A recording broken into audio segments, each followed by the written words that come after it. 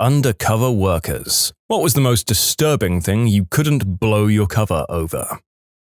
I worked as a ghost passenger on an airline. Basically, I flew around and graded flight attendants' performance. While still parked at the gate with the door open, one flight attendant began berating passengers who were using their smartphones, which was completely permitted at the gate. She threatened to have the person in front of me thrown off the plane if she didn't put hers away. She also threatened me. After we left the gate and were taxiing to the runway, I looked back to see her sitting in her jump seat, using her phone. I took a photo of it and included that in my report. She initially denied using the phone and claimed I was being unruly on the aircraft. After she saw the photo, she changed her tune. So I can answer this one. I do social engineering for financial institutions, banks, credit unions, the usuals. I went to a credit union in Texas where the entire place failed on a miserable basis for security. I walked in with a fake badge that stated that I worked for a made-up company and I was there for an inspection of the building. I dressed in a polo and khaki pants with matching colors to my badge and walked into the front desk. The girl there was probably in college or just out of school. She immediately let me into the back room and I walked into offices and desks that were unoccupied but located in rooms with other employees. I walked up to empty computers in use and plugged USB drives in, which is a huge no-no, and began typing random things into the computers and taking pictures of myself at the computers. Employees would literally look at me and go back to their jobs without thinking anything of a guy taking selfies at their friend's work desk. Once I'd been into every office, I went into the vice president's office and opened her desk and looked through her files to find people's personal information. And I found tons, believe me. I went into the file room and took out personal loan documents off the shelf and took pictures of myself accessing them. When I was done, I walked up to the person who had contracted my company and I laid out all of the information I'd found and all the things I'd done, and the guy just sighed. This scale of failure has only happened a couple of times, but most places do fail in some little way. Sometimes it's fun and interesting, sometimes it's boring and there's nothing worth saying. I don't hold any formal qualifications. In fact, my most significant qualification is in mechanical engineering. However, since I work for a consultancy firm where we have people such as former investigators, I've had the opportunity to learn by exposure to them. Such people don't usually hold the technical skills needed to achieve what I've mentioned in the above, and that's a way we complement each other. On our engagements, we usually operate in pairs at minimum. I should mention that everything I did is a huge taboo for the organization in my industry. If the organization above had followed their compliance rules and regulations, I would have been escorted out within 5 minutes or not even let in to begin with. Towards the end of this particular engagement, I was practically begging for someone to catch me.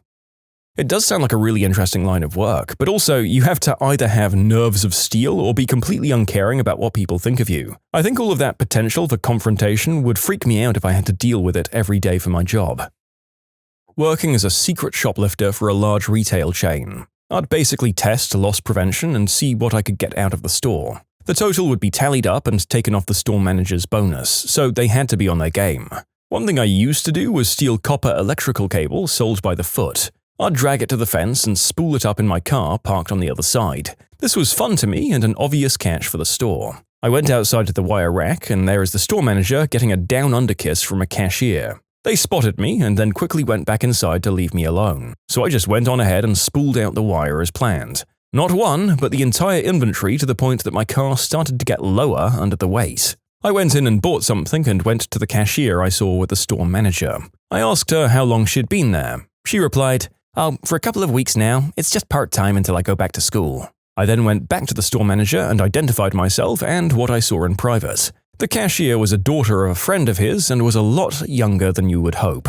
He was a lot older. I gave him 2 weeks to find another job or I'd be back and blow it all up. He not only left in 1 week, but left the state entirely. In hindsight, I should have called the police, but I didn't. This was about 20 years ago. At the time, I was in my early 20s and I didn't have the best decision-making skills. The girl in question didn't act like a victim as much as a willing participant. Several people have asked how I got this job. It wasn't permanent, it was part of management training that every manager had to do for a week at a time. What was stolen would be totaled up and returned to the store. In the case of the copper wire, I was able to get $2.5 grand worth of it. A friend of mine got ridiculous with it. He stole a ride-on lawnmower once and had a staff member help him load it into his truck. He then went back and stole the "shoplifters will be prosecuted" sign and had the same staff member take his picture holding the sign sitting on the lawnmower.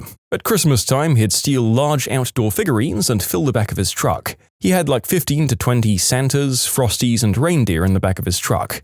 It was a corporate thing and a horrible company to work for. They're still around, but I don't think they employ these practices anymore. Okay, one more story about my friend. Once he walked out the front of the store with a stolen 24-foot extension ladder. He leaned it on the front of the store and climbed up next to the giant lighted sign and had another staff member take his picture while on the ladder. He was nuts. I helped manufacture methacathinone so that I could get arrested with the suspects and spend time in the cells to discover how it was being bought into the prisons. The first time I did a buy, I was sure they'd somehow just know what I was really doing. I'd been recruited due to my work circumstances, age, and environment. I had to change provinces when I was finished with the deal. Never close to being discovered, I'd like to think. I was a natural at lying. My handler actually gave me my first hit to teach me how to handle the stuff and what it does. I was trained to both manufacture and use methacathinone to do the job. I worked as a secret shopper for a while for a small store. The most egregious thing I found was employees hiding inventory if they knew a sale was coming up. I'd also go in and ask questions about what equipment I should use just to test their general knowledge. Most failed, but they were young kids getting paid nothing, so I felt bad squealing on them. I also forgot to add that I'd put up with being hit on by teenagers and creepy older guys. I had to play along and see if they knew their stuff, despite throwing terrible game. I used to investigate insurance fraud. The one thing I saw that made me the maddest was when I was working in the rundown area near the Philly Zoo and saw a strung-out mother walking with her toddler and yanking his arm and screaming at him for not keeping up with her quick walking pace. The kid wasn't even 2 years old. I really wanted to get out of the car and blow my cover then. The funniest one, though, was where I had to go undercover in a bar to investigate this one guy. You ever see the Stallone movie Over the Top? Yeah, that's pretty much what this guy ended up doing right on the bar, right in front of my hidden camera and looking directly into my camera lens. It was awesome. The arm wrestling match went on for minutes, and this by a guy who was apparently too hurt to work. At times, it was very entertaining to work undercover. Was a secret shopper at a high-end restaurant, around $100 per plate. The busser came out and refilled my water glass, the one that I'd already drunk out of, and he overfilled it. So he poured part of it back into the pitcher from my glass and proceeded to refill everyone else at the table from the same pitcher. I really wanted to throw a fit, but could only include it in my report. Ew. I once took my vehicle to an independent shop for routine maintenance. I said I was dropping it off for as long as it might take, as I was going to take a long trip the following month. I sat across the street in a diner eating soup and drinking coffee. I got a call that my vehicle needed about $4,500 worth of work an hour and a half later. It had never left the parking spot. I told them I didn't want anything done, and they said it was half apart already. F you, Firestone. I'm an assistant service manager at a dealership. That Firestone was turned into a parking lot. I worked for an armored car service for a while as an undercover guard. When a place had a lot of money or if it was a risky area, 2 plainclothes guards would arrive before the truck.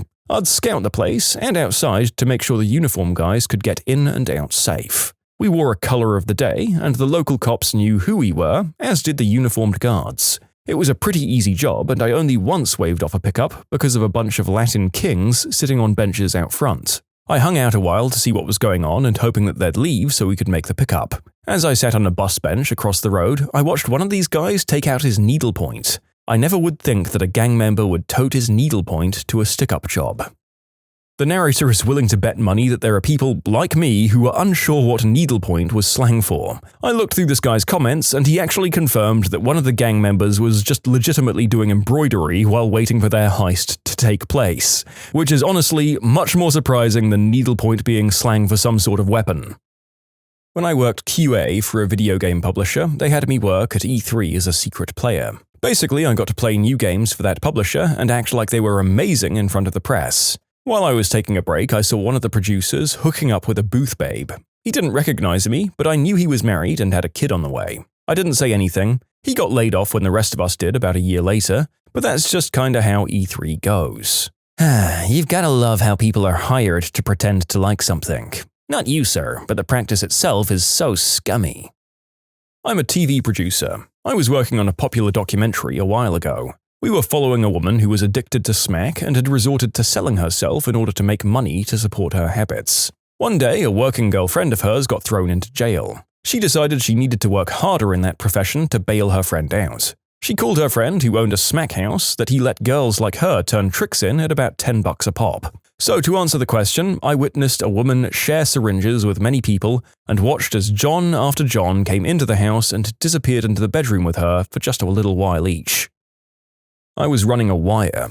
We were looking to arrest a guy who engaged in some pretty terrifying stuff against his girlfriend's family. We wired up the mum and had her go to the boyfriend's house to try and get him to confess. Mum started out great, led the boyfriend along, and then started to frickin' get busy with him.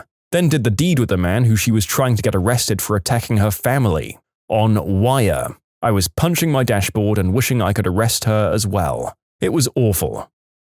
You can submit your own stories to be featured here on the channel. The story submission link is in the description below. Don't forget to subscribe to Am I the Genius? For the first part of my life, I was an intel officer in the Air Force. On the outside world, I'm like a 6, but for the military, I'm a solid 9. I'm also a pretty good talker and pretty outgoing. At my first duty station, I got invited to participate in a special Department of Defense program where basically I was trained how to pick military guys up in a bar, ostensibly to see how well members of the armed forces were at keeping their mouths shut. My first few times going out were pretty non-eventful. I'd get super dolled up, approach guys who had more than likely never been hit on in their entire lives, and spend an evening chatting them up to see what I could get them to tell. For the most part, all of them were pretty good at keeping their mouths shut, and really the worst I ever heard was, "Captain so-and-so is such a jerk, too bad he's cheating on his wife and his girlfriend." Which is very actionable intel if I'd really been collecting on a unit or person. I think on one occasion I got a young officer to tell me some very detailed parameters of some system or another, which got him into some serious trouble. What I got all the time were recall rosters. This was back in the day where most people were supposed to carry a paper recall roster on them at all times. And my specialty was asking a guy's number, but not having a pen, so on a dozen or more occasions I'd get a cell phone pic, or even have them give me the entire sheet. With that, I'd have the entire unit structure along with phone numbers, sometimes home addresses, and even wives' and kids' names. But to answer this specific question, I had PCS'd, or moved, and thought that I was done with the program. Then I got a call from the Judge Advocate General's Corps and Naval Intelligence Service at a Navy base, and it turned out rather than my normal stuff of just seeing what I could get from random military people, they had someone they wanted me to approach specifically because they were building a wide-ranging case against him. All I really was supposed to do was go in with the much more experienced NIS agent and act dumb and cute, but take detailed mental notes and record what I could on my phone. But for whatever reason, this guy took an instant liking to me, and it was decided that I'd be the primary. This guy was super creepy, and I really thought about seeing if I could get out of it. But the head agent really did a hard sell and got me to stay for at least a week. Mind you, I'd never taken any of my relationships outside of a given bar or past one day or night. I really didn't want to go. The guy invited me to his house. I knew the NIS agent would have a good tale and I'd be safe, so I agreed. On the way there, he got unpleasantly handsy. It was tense. I was very relieved to get a text from the NIS guy saying they were right behind me and to be calm and stay in my role. When we got to his very typical suburban San Diego house, I wasn't at all shocked to see kids' bikes and toys around the house. Inside were lots of pictures with him and his family, which made him even more of a scumbag. I did good with everything and had no issues playing along until, well, he discovered the family dog had crapped on the floor, and he proceeded to mistreat this poor animal like I've never seen before. Like the guy kicked the crap out of his poor dog and threw it around and it was bleeding and whimpering. I lost it and I just threw up, as best as I could in his kitchen sink, but I missed a little and I was obviously concerned that he was going to start attacking me as well. I wanted so badly to scream while I was there, but I composed myself as best as I could and said that I needed to go home and this was too much for me. But just as creepily, he got a paper towel and very gently wiped my mouth for me. It still gives me the shivers that those were the same hands that had attacked the poor dog. I told him that I was leaving and made my way to the front door and walked down the street hoping the NIS guy would see me, and the guy who owned the house followed me for about a block screaming that I was a B-word and a working girl and a tease, and that it didn't matter because his wife would and he'd take it out on her anyway. Shortly after, he turned around and went back to his house and the NIS guy picked me up. I gave them a statement and they had a little bit more to throw at him with the infidelity, and the conduct unbecoming was sealed. I left back to my regular job after 2 days and saw that he got in serious trouble for many things. I don't know what came of the animal mistreatment though. NIS said that they'd turn it over to the local police, but this guy was in so deep with so many things that I guess justice was done anyways. Well, that guy deserved everything he was getting. What an absolute unashamed black hole he must have had for a soul. The fact that guys like this are in positions of power is terrifying. You can see why it's actually necessary for an army to spend resources on roles like this woman's to get them found and rooted out. I am a private investigator, contracted by government to check massage shops to see if they're soliciting. I usually get sent to shops which have had multiple complaints and an investigation is in its final stages and they need evidence to support their case. So I go to one such place, everything seems normal except for being asked to strip bare for an oil massage. Eventually I'm asked to flip over. The therapist, without asking, just starts rubbing some gel on my parts. At this point, I'm obligated to refuse and finish the session. I ask her to stop, but halfway through the sentence, I'm hit with the most intense pain. Turns out she was new and was unaware that alcohol gel is not the same as massage oil. Long story short, the manager was convicted of coercing staff on the basis of their visas being revoked if they didn't comply, and I had to stand in court and tell of the events of that day. From 2007 through 2008, I worked on a smuggling interdiction task force. My team dealt with human trafficking. My job was all bull, and I regret that we couldn't really do anything to put a dent in the problem. I worked undercover in that I didn't wear a uniform or carry a badge, and my authority was civilian, so I only reported to LEAs. The most taboo thing I witnessed that I wasn't allowed to do anything about was women. We're talking mothers, aunts, and grandmothers who were offering up children in exchange for cash. The truth of the matter is that, at least in Western society, the threshold of evidence required to hold women responsible for trafficking is not even in the same ballpark as for men. The number of cases we had to tolerate sickens me. I don't know what we need to address first as a society, the rampancy of it all or the gender bias that keeps it going. But, truth be told, I met just as many women perpetrating this awfulness as I did men. I never saw one female prosecuted, but we were successful in moving a handful of kids to foster care. Worked as a private investigator for a while. Mostly I did work comp cases. I've seen some shiftiness, substance deals, things like that. Worst thing was conducting surveillance on a person at an apartment complex. Got there before light to set up my rig. Little bit before sunrise, this Mexican couple, in their 50s-ish, in a truck pull up in front of my position. The guy's pulling a trailer, gets out to rummage through the dumpster for metal and stuff. Okay, that's not so bad. And then the woman with him gets out and between my vehicle and said dumpster proceeds to pop a squat and drop a turd on the ground. Way to start my morning, guys. Thanks.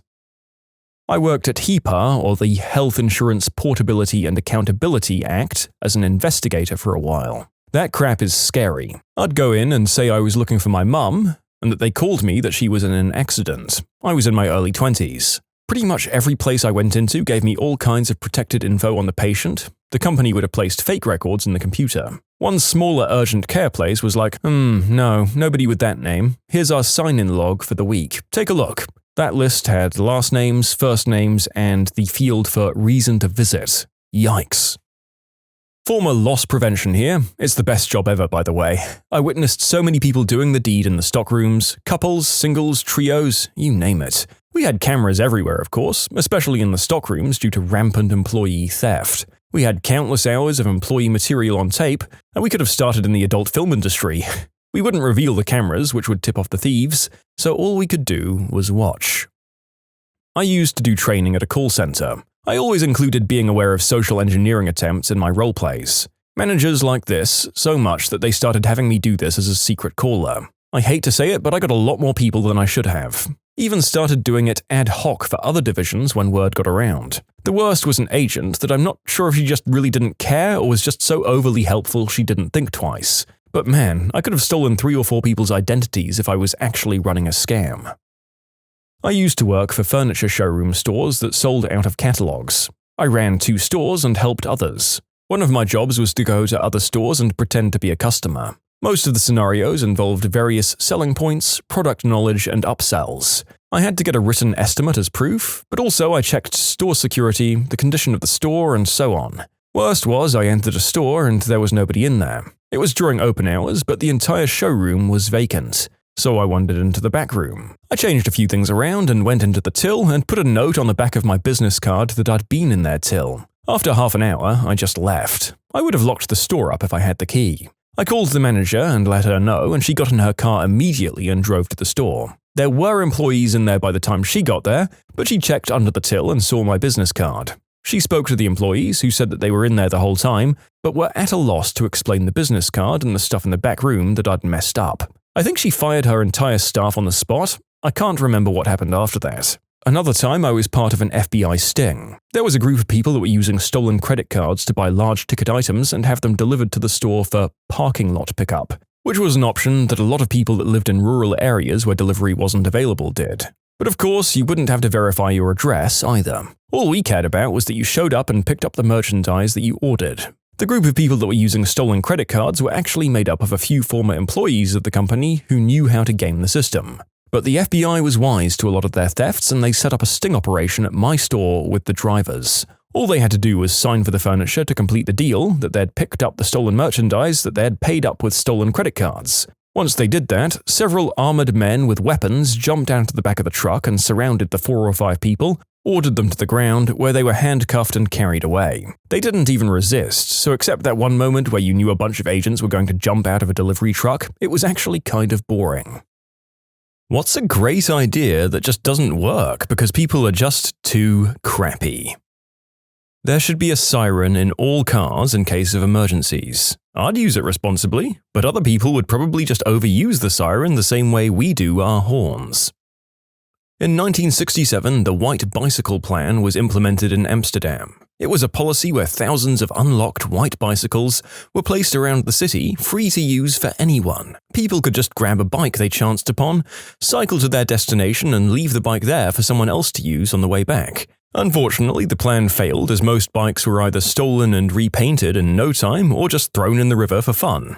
Actually, Paris does have a working shared bike program, but it is actively managed and you have to pay to use it. The bikes are accounted for electronically and you have to check them in and out. Honestly, this is not all that bad. Libraries have library cards for the same reason. Giving stuff away for free on local Facebook group pages. Thinking that you can do a nice thing giving away a baby cot or clothes, only to later see the guy you gave it to sell it for cash. I'm still jaded about that. A couple of months ago, some lady on Facebook was asking if anyone had a free fridge since hers broke. A couple offered her a free fridge, and honestly, the fridge looked really decent, and she refused because it didn't have an ice maker. The guy even offered to cap the line. Nope, she still refused. Haha, faith lockers. Schools where there are no locks on lockers because we trust each other. This is the most naive idea I've read.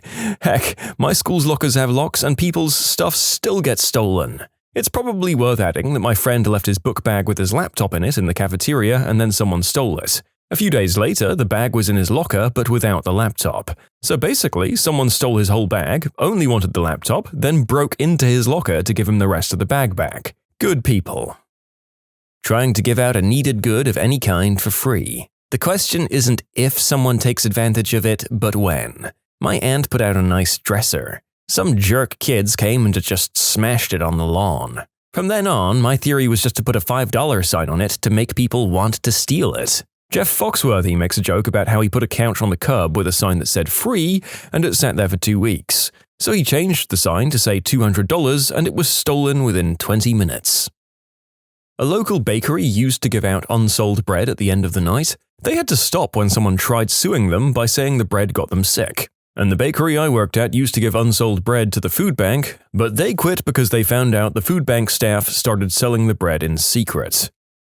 I see that this entire story grouping is going to be reasons why we as the human race can't have nice things. Most of these are great ideas if everyone was honest and behaved decently, and half those that don't are that way because they've been hard done by someone else and have become desperate or learned the wrong lessons. So settle in for a ride, folks. Baggage carousels. Stand the frick back, people. We can all reach our bags when they come round. When you crowd into the carousel as close as you can get, you block everyone whose bag happens to come out before yours. Group projects. In theory, a few people of differing opinions discuss a topic, offer different viewpoints, and give an all-encompassing presentation. But the reality, 1 or 2 people actually do the work, One person makes excuses to miss all of the work time, another person tries to hastily add something before the project is turned in so that they can say they did something, and the last person only shows up on the day of the presentation and asks which part they need to talk about. Pay it forward. I get paid every 2 weeks, and when I do, I usually go out to eat twice that weekend and buy dinner for a random person or group without calling attention to myself or asking for anything in return. I've been doing this for years, only asking that the waitress tell them to pay it forward. Shortly before Christmas, I bought an older couple their dinner, but had to use the restroom before I left. As I was walking out, the gentleman I'd purchased for tapped me on the shoulder, looked me in the eye, saying, "Now look here, Sonny, I just got my meal purchased for me. This is something your generation could do to show some respect." I just replied, "That's awesome, I'll keep that in mind," and walked out to my car. Again, this weekend, I witnessed a couple with 3 small children lose their collective minds because "we're not no fricking charity case. Get the manager right now." The poor guy got reamed for about 5 minutes before they left. I apologized profusely, but in the end I was asked to not return to the restaurant. Other than those examples, I'm sure that it's well received, or at least I hope so. I'm sorry if you work in the restaurant business and had someone freak out on you because they got a free meal. I just wish I could leave my bike unlocked, even for a minute. Online chat rooms such as Omegle, Chat Roulette, those kinds of things. It's a nice idea to help lonely people cope from the convenience of their home, but people are far too creepy and they troll too much. Enough so to scare a lot of people away. So many sausages. Cleanliness and public toilets. Helping random homeless. There's so much panhandling professionally that I don't trust to give $1 to a guy with a sign.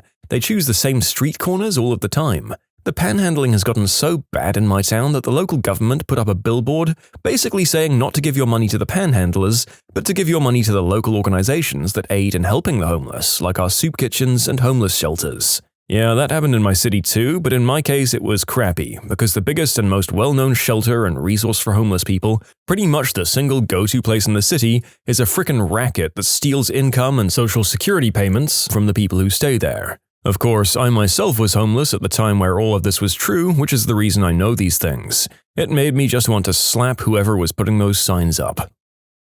Leave a penny, take a penny. There always has to be some butthole who just takes everything.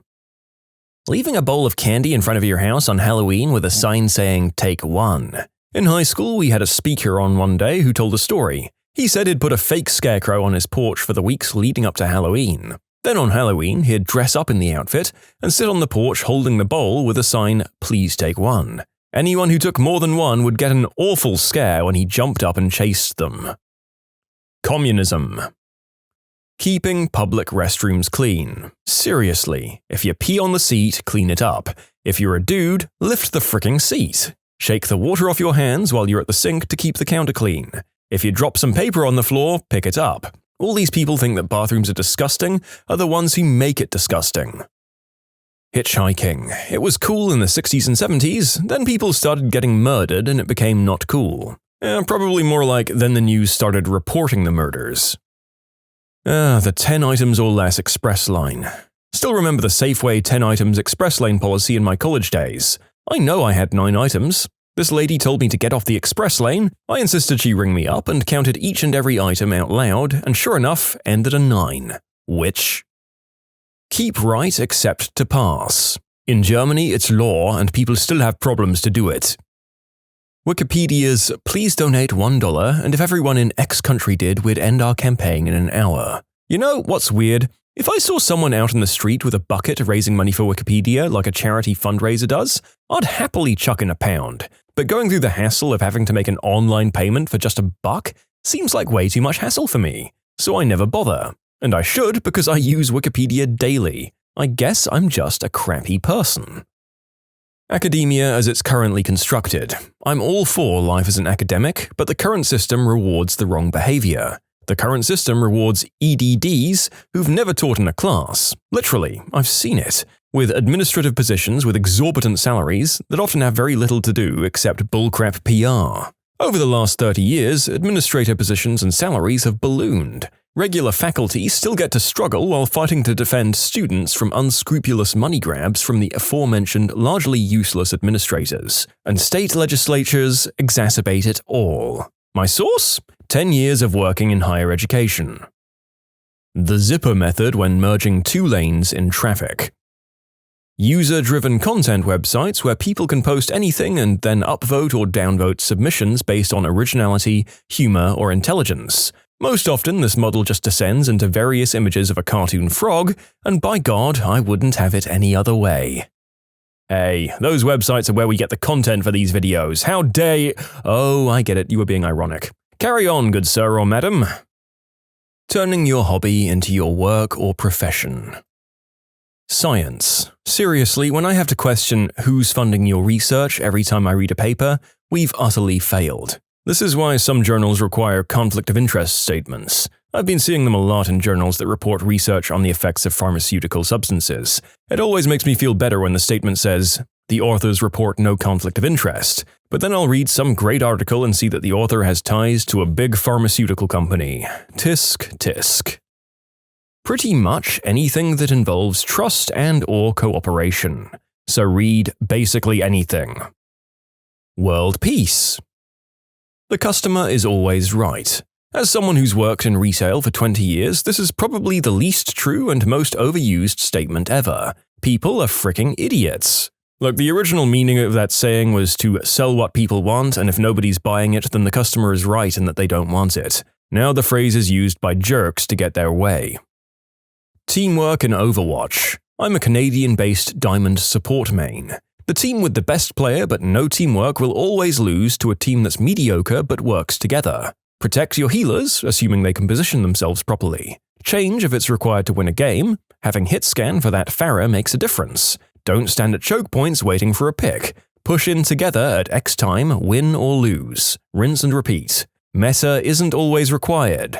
That Widow and Hanzo you're asking to play Soldier might play worse on your meta pick. I've won games against meta with 5 attack heroes and a healer, and other more strange combinations. If you've lost a game or two or find yourself tilting, just take a break. You'll play much better when you're refreshed. If you find yourself blaming your team all the time, maybe your teammates aren't the problem. Combo your ultimates, and for the love of God, invest $20 in a microphone. Getting any job in retail because people suck. Or any customer service job. People think that spending money, no matter the amount, directly or indirectly, entitles them to be treated better and also to treat others worse. You can submit your own stories to be featured here on the channel. The story submission link is in the description below. And if you want to listen to some vibey music in the background, check out easymode, also linked below, and subscribe. The USA switching to the metric system. That's because people resist change, not because they're crappy. It actually has nothing to do with people's ignorance of metric. That's stupid. It has everything to do with economy. Things are built and sold on the imperial system. Your house is built on the imperial system, the system switches, and suddenly things like fixing plumbing become a nightmare. An expensive nightmare. The country can only do it when industries do it. It won't happen the other way around. Oh, yellow traffic lights. The intention is, please slow down and ready to stop. And in my country, we go, look left and right, if there's no police, go max speed before it turns red.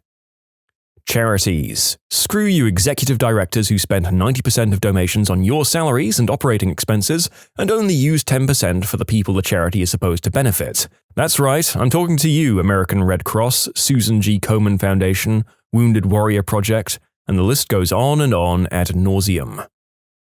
Trying to climb out of the crab bucket. Creating an anonymous Reddit account for all those stories you don't want to share because people might know or find out your username. Basically, even though you're anonymous in theory, a shared anonymous account between all Reddit users. It started once, and within 12 hours or so, someone changed the password and didn't share it. Eating out buttholes. This is the most correct and the least correct answer. Governments. Health insurance, apparently. Health insurance fails because it's a dumb system. The buttholes are just there to make the experience worse. Insurance works for things that are unlikely to happen or are preventable. People getting sick or injured is unavoidable. The two models are incompatible. Peaceful protest. Heck, peaceful anything. You try to take the high ground and people will just take advantage. Just the way the world is, nothing you could do about it. Such a cop-out to say that. No, the world is like that because crappy people never make any effort for personal growth. Turn signals. Why people think you don't need to let other people on the road know when you're moving your 2-ton piece of metal is beyond me. For IT people, Scrum. It's like communism. A great idea in theory, never done well in practice. In my experience, it's middle management that can never provide the structure, funding, and autonomy that it requires. Most teams, SMs, and POs seem to get it and work with it. When middle managers want to defy the triangle of quality, time, and cost, you only get 2, or they think agile is a new buzzword and they can continue with their normal management activities regardless, then it never works. Long-term casual whoopee, also known as friends with benefits. It can work, it just doesn't work for everyone. It requires staying emotionally detached, and most people struggle with that. Drive on the right, pass on the left. Most people just do whatever they damn well please, so this gets all messed up. Self-scan checkouts. People just steal. The idea is great, you can check out faster, less staff, and you can see exactly what something costs. But people are crappy and they just steal. I mean, they stole before that. Apparently, affordable healthcare in the world's largest GDP nation. Facebook. It's a great idea, turned crappy by people thinking that I care about anything more than what is going on in life, not what you believe in. Recycling and actually putting trash in trash cans. Just frickin' do it. Oh, Nintendo. Anything Nintendo. Share your game with friends over link, cable, Wi-Fi, Wii. Just play together, damn it. Nope. So, we're bringing out a console that also converts to a handheld. Wow, excellent idea, Nintendo. But it's got hardware from 5 years ago. Okay, well that's not great, but I can live with it if the price is alright. It's gonna cost you the same as a PlayStation 4 or Xbox One. What? Okay, my god. Well, at least me and my friends can play Splatoon online together. Yeah, you've gotta pay for online now. We've been pretty clueless with online for years, but now we reckon we can wing it. Frick's sake, Nintendo. The extra controllers are gonna cost a bomb as well. Frick! Everybody accelerating their cars at the same time when a traffic light switches from red to green. Democracy. In June of 2016, British people voted en masse to leave the EU with no plan, often on misguided beliefs, and in spite of thousands of warnings from politicians and economists. In November 2016, America voted for Trump in spite of his dubious morals, complete lack of political experience, and repeatedly being found to have lied during his campaign. Well, this comment certainly aged like fine wine, no matter which side of the political spectrum you find yourself on, either because you're bathing in the, quote, victory of the developments in both these things, or because you wanted more evidence to sadly point to as evidence of how we never learn anything. Blinkers on a car.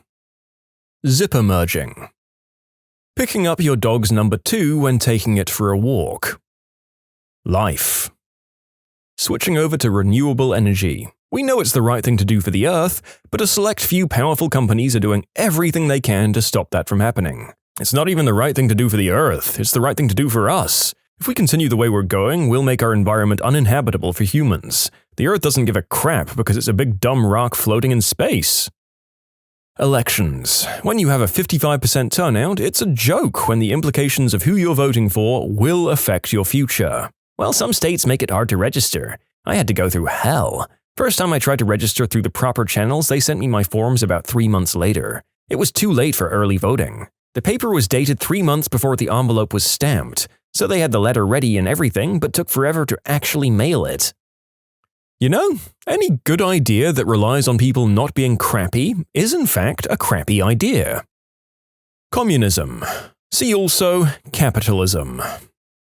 Little free libraries. Some communities have issues with them being damaged or all the books disappearing, probably to end up on Amazon. Dating. Taxes. I doubt anyone will ever read this besides me, but taxes are a great idea. Everyone chips in and we get things that we all benefit from. Problem is, we're taxed unfairly and funds are totally mismanaged. Grocery stores and restaurants, big and small alike, all donating extra food to those in need. With the liability if the person chooses to sue you for getting sick, it's just not worth the risk to some of those businesses. Trash cans in public places. I work at a beach and I see this daily. People come and spend the day at the beach with their family and they bring all sorts of food and drinks in order to enjoy their day at a good beach. But when these buttholes leave, they manage to ignore the fact that they're leaving behind all of their trash. And this trash ranges from plastic bags all the way to dirty diapers. It's especially aggravating because we have trash cans literally, and I'm using that word as it's meant to be used, literally lined all the way down the beach with no more than 20 yards between each one. People just suck. Making friends. Nobody tries to make casual conversation anymore because everyone's on edge and feels like they're going to be robbed, attacked, or kidnapped. An older man said hello to my daughter in the grocery store yesterday, and while I was friendly to him, I couldn't help but think, what if he's some kind of prevert? Just take what you need and give the rest to others. The world would be an amazing place if that worked, incomprehensibly amazing. Unloading airplanes column by column instead of row by row. But groups of passengers who want to leave together tend to sit in rows. I'm not sure if columns is ideal, even if more efficient. Also, children. You'd be separating young children from their parents if you did that. I don't know all the details, but my grandma somehow had a backpack that she had no use for. Probably got it as a gift or something. She set it out by the exit doors of her apartment building, with a note taped to it saying, "If you need this bag, take it. Smiley face." Later that day, the backpack was found with a note saying, "Bomb." The whole apartment building had to be evacuated and the SWAT team came in. It was on the news. Firearm control. People are crappy, whatever weapons they happen to grab. It's best for the non-crappy people to be able to match them strength for strength. Listen, I think you mean weapon control, because crappy people that don't understand the need for common sense regulations overreact about having their weapons taken away. This is why other countries make sure it's awfully hard for you to get a weapon illegally. In the US, it's not really possible right now because of the sheer number of weapons floating around. First, you need to get rid of those, and only then start thinking of any real control or restrictions. Until that's done, it's rather pointless to make more restrictions. Public transportation, in a way. At the moment, I'm traveling to one of the metros of Budapest, sitting on a bench-like seating, at the end of the bench. It's supposed to fit 6 people. I'm sitting here and 2 morons are sitting next to me, with their legs spread out so that nobody can sit next to them or go past without falling over. Also, if our government spent money on repairing the most used metro line instead of building new sports stadiums, then maybe it wouldn't catch fire every 2 weeks. I'd love that. Lending friends or family money. Instead of feeling gratitude, they'll secretly harbor resentment towards you for feeding their own shame. There's also a universal phenomenon that when you loan someone money, you instantly start to notice things that they spend money on every week. None of those old spending habits and luxuries may be either permanently or even temporarily changed by the simple fact that the person owes you money. Worst of all, if you don't ever get paid back, you realize that a long list of other family members and friends probably never got paid back either. The only good part is when someone fully exposes himself as a deadbeat, then he probably won't approach you anymore. Giving iPads to grade school kids to close the digital gap. They'll be hacked and filled with naughty movies, spyware, and games within a week. Charity instead of taxes to help people who need support. You can believe that it would work, but it doesn't. Group projects. In reality, one person does all the work, another one never shows up until the end, the third shows up but doesn't work and distracts everyone else. Early access on Steam. Traffic at red lights picks up much faster if everyone watches for the traffic light to change. Instead, most people watch the brake lights of the person in front of them. I wouldn't call people crappy for following the latter system, but they're definitely hindering traffic. Likewise, braking on the highway sets off a chain reaction most people don't usually consider. Reducing braking where it isn't needed reduces traffic on busy highways. In short, autonomous vehicles are going to save us a lot of time one day. What was the cringe thing that went down at your high school reunion? 5-year reunion. One guy, always kind of a marginal figure in high school but a nice person, after some sort of discussion, pulled his paycheck out and got loud saying, "Now do you think I'm a loser? Don't believe how much I make? Check this out." Of course, he just made things worse and everyone was laughing at him. I mean, he had his paycheck on him? I haven't seen him since, by the way. At my 10-year reunion, the organizers were doing the thing where they give awards for the person who came the furthest to attend, the person with the most kids, stuff like that. The award came up for who had the oldest kid and people started shouting their kids' ages. When it quietened down, this shy girl near the front said in a normal voice, 11. And then we all realized why we'd stopped seeing Heather right before graduation.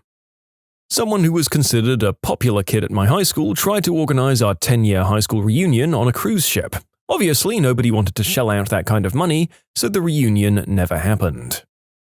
When I was in 7th grade, this rich, snobby bully, John, grabbed off my head a wool scarf that my mother had knitted for me. He threw the scarf into a pile of muddy leaves and jumped up and down on it. When I went home that day, my mother was furious when she saw the torn, muddy scarf.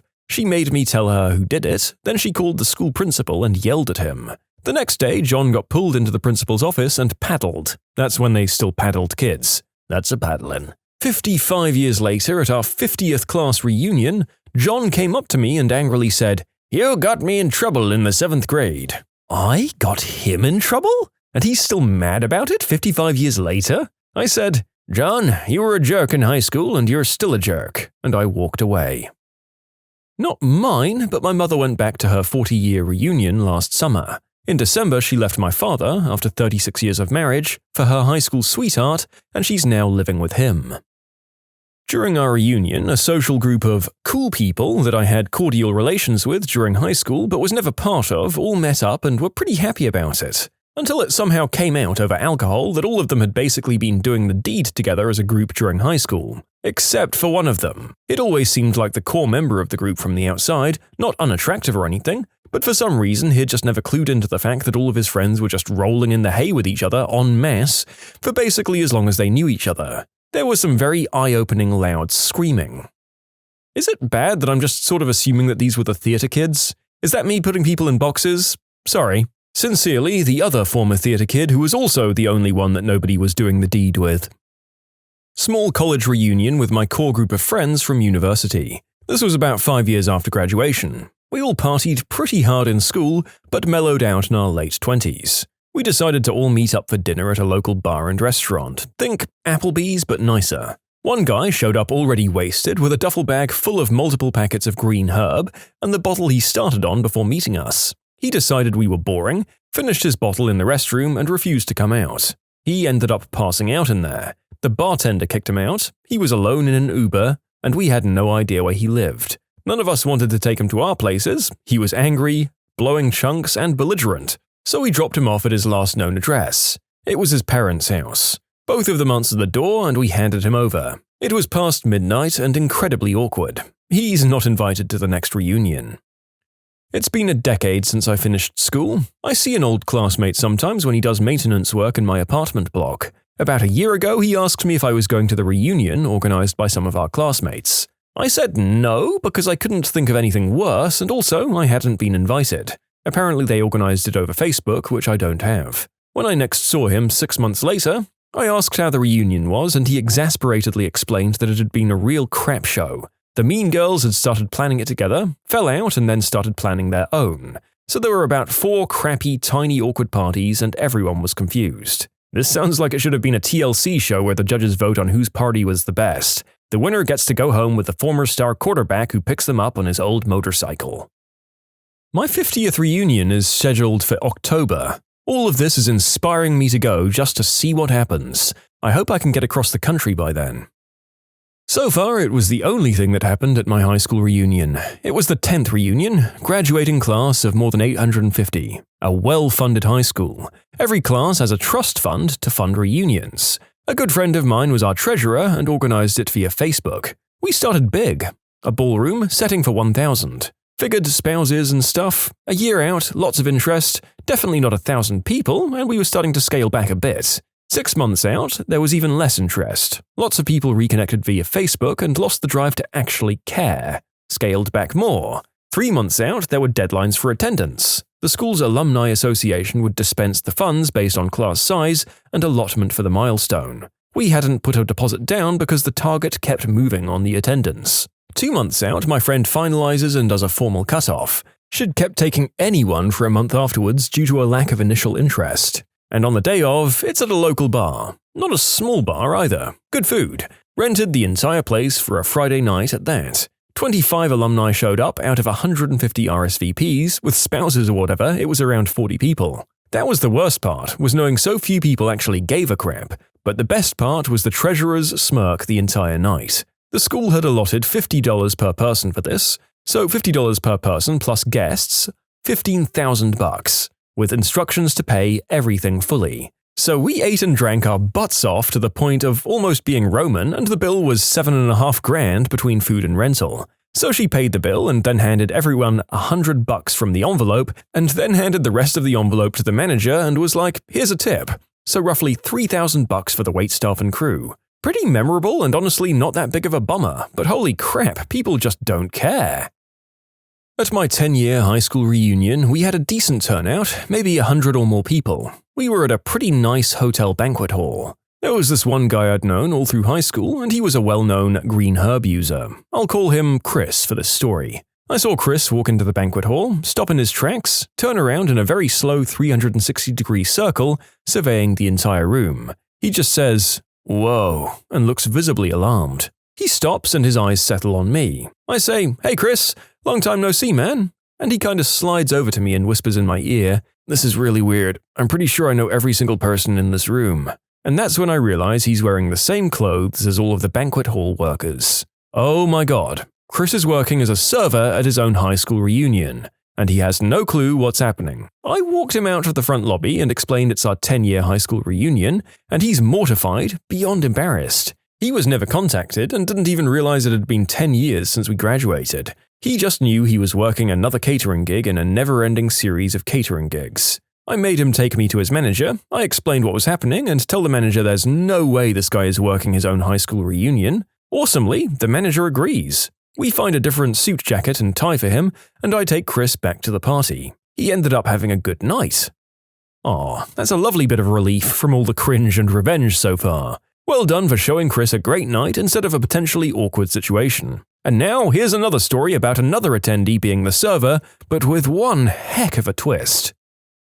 The people who were supposed to plan our high school reunion dropped the ball, so I figured it just wouldn't happen. But then this other guy from our high school stepped up to plan it. He was in a graduate program and also working part-time at a banquet hall, and he said that his boss would give us the banquet hall for free. It was a really nice gesture, and he seemed really into it. He'd been miserable in high school, grumpy, sullen, unpleasant, and mean to other people. He came out in college, so maybe the weight of having to keep it a secret was part of why he was so unpleasant back then. Maybe he'd be more fun now. I was working a crap job and had no savings at the time, so I was neither interested in having my former classmates pity me, nor was I gunning to shell out a lot of money to attend. Plus my crappy ex might be there, and that didn't feel worth it. The organizer made a Facebook event and asked people to Venmo him the cost of admission prior to attending. He wanted something like $15 to $20 a head, I can't remember. Anyway, it didn't really feel worth paying for. Maybe if there'd be some drinks included or something, I would have gone for an hour. I sent him a private message asking what the admission ticket covered. Food? Drinks? The space was free after all. He posted publicly on the Facebook page that if the cost of admission was too steep, message me and we can work out some financial aid. What? I then publicly posted asking what the admission cost covered. No response. Other people asked too. He said it would go towards having a bartender and server dedicated to the event space as well as towards food. Okay, fair. Folks, he was the server. My friend showed up having not yet paid him and he barred her entry. The people who paid the admission cost showed up to an empty banquet hall, were given a menu by their former classmate and told to order their own food and drink from him. He pocketed the admission ticket money as his fee. After an hour, he bought out one grocery store sheet cake for 75 people to share, and that was it. Not so much at, but before. 10-year reunion for my big school of about 500 graduates per year. The plan was for the reunion to take place over Thanksgiving weekend. To help pay for the expense, raffle tickets were sent out to the entire class to sell. The reunion didn't happen. It wasn't really bad, just odd. A guy came with a full Kiss-style makeup on, white face, black shapes around his eyes, and black lips. We were too awkward and polite to mention it, so everyone just chatted with him as though it was completely normal to turn up like that. Is it possible that he just did that as a private joke, the idea to remain straight-faced and watch people squirm, or was he actually a really big Kiss fan? I mean, I'd hope so, because that's frickin' funny. You can submit your own stories to be featured here on the channel. The story submission link is in the description below, and if you want to listen to some vibey music in the background, check out easymode, also linked below, and subscribe. One guy had made not one, but 2 fortunes and had a net worth of well over $100 million by our 20th reunion. High-speed modem patents in the late 1980s, early investor in broadband, right place at the right time. He had already retired. On our classmate update bulletin, he listed his occupation as unemployed and unemployable as a bit of a gag. Some of the well-meaning but clueless types sought him out to offer encouragement and tips on how to find work. I mean, if that's the worst thing, then your reunion was quite alright and somewhat funny. It didn't happen to me, but I had this friend who got someone pregante back in the day, and she kept the kid. They've both been great about it. He helps financially, but that was the extent of his contribution. She's married soon out of high school and met a great guy who's been the de facto dad. Either way, it's a bring your kids if you have them event, and someone let slip that my friend is the kid's real dad. And the kid heard it, and it was a frickin' crap show. Everyone was trying to figure out who said it, and how could someone spill that secret. In the end, my friend pretended he was shocked and laughed it off as a joke, which honestly, in front of the kid, was probably a good move. I mean, at first I thought, crap, what a jerk about the person who told, but then I realized that I could totally see myself absent-mindedly saying something about it to someone else. If the kid heard it by accident, the person who told must have felt terrible. Huh. We had a teacher in high school that told us, by the time you reach your 10-year reunion, at least one of your classmates will have died, during a discussion about mortality. Our 10-year reunion arrived and nobody from our class had in fact died. Saturday night of the reunion, we were partying and having a good old time. One of the organizers gets up to the microphone and was making some announcements. She gets a blank look on her face and drops to the floor. Brain aneurysm. She was dead before she hit the ground. At my 20-year reunion, 2 decades after high school, 2 guys got arrested for fist-fighting on the sidewalk outside the bar we went to on the Friday night. Why were they fighting? One of the guys slept with the other guy's girlfriend in high school and drunkenly brought up the 20-years-old fling. Neither of them married her or even dated her after high school. Those idiots got charges 20 years later for her, though. I didn't go to my 10-year, but my entire friend group did, and they all called me asking me where I was. While on the phone with one of them, he goes, "Oh crap, Brittany's here." Brittany was a train wreck in high school and apparently hadn't changed in 10 years. She proceeded to get trashed, get in a fight with a waitress, and did crystal in the bathroom. The police picked her up that night after she was found passed out in a McDonald's bathroom. My therapist encouraged me to go to my 10-year, which in retrospect was probably a play for job security. That's really funny, actually. To be honest, I get both why it could be a terrible or great idea depending on the others who attend. I guess it's a win-win shot in the dark for your therapist. Either you'd make some ground and regain some confidence, or come back with a need for 1 million more paid sessions if it was anything like the other ones we've read about so far. My 10-year reunion slowly collapsed and died pathetically before it happened. Turns out our class president, traditionally in charge of organizing, took a hard turn into a footloose character after high school.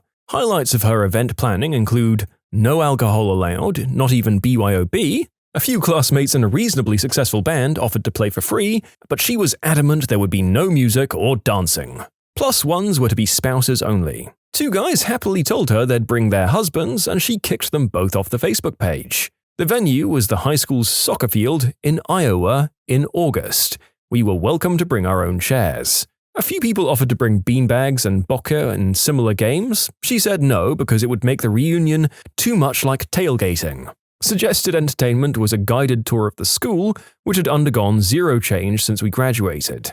Catering was from Hy-Vee, which is a grocery store. Their food is actually okay, but tickets were $60. It was ultimately cancelled because out of our class of 300, less than 10 people bought tickets. This was in eastern Iowa, Cedar Rapids or Iowa City region, which makes her sudden footloose morals all the weirder. It's got a pretty liberal vibe. I cast no judgment on the Hy-Vee catering, put down your pitchforks, their food is good, it's just not $60 worth of good. I sadly couldn't come up with the name of the band, short of messaging the guys I haven't talked to in 20 years. It looks like they haven't been active in quite a while. A bunch of people who lived locally did indeed pick a bar and a Saturday night to meet up, and had much amoral debauchery. Rumor has it that there was even karaoke.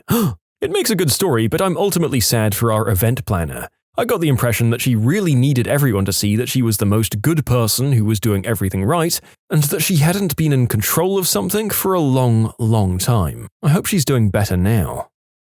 My class never got to the reunion part. Our class president was MIA. When they tried to plan our 5-year reunion on Facebook, it devolved into people fighting over the venue and whether or not kids were allowed.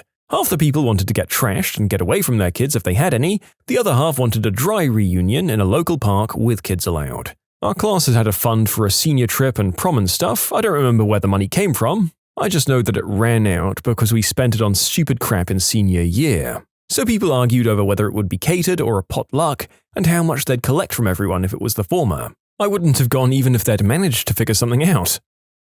We'd been there less than an hour, having a great time reconnecting. Suddenly, an old friend approached and said, "Is that your wife over there? She's pretty hammered." And as we watched, she tripped and fell face first, full-body crash on top of a 12-top table where many of my old classmates were sitting. The table broke, food and drinks flew everywhere. I walked over, scooped her up, and half carried and half walked her out the door. She took a Xanax before going, unbeknownst to me, and was an alcoholic who started slamming drinks as soon as she got there. So, yeah, good times.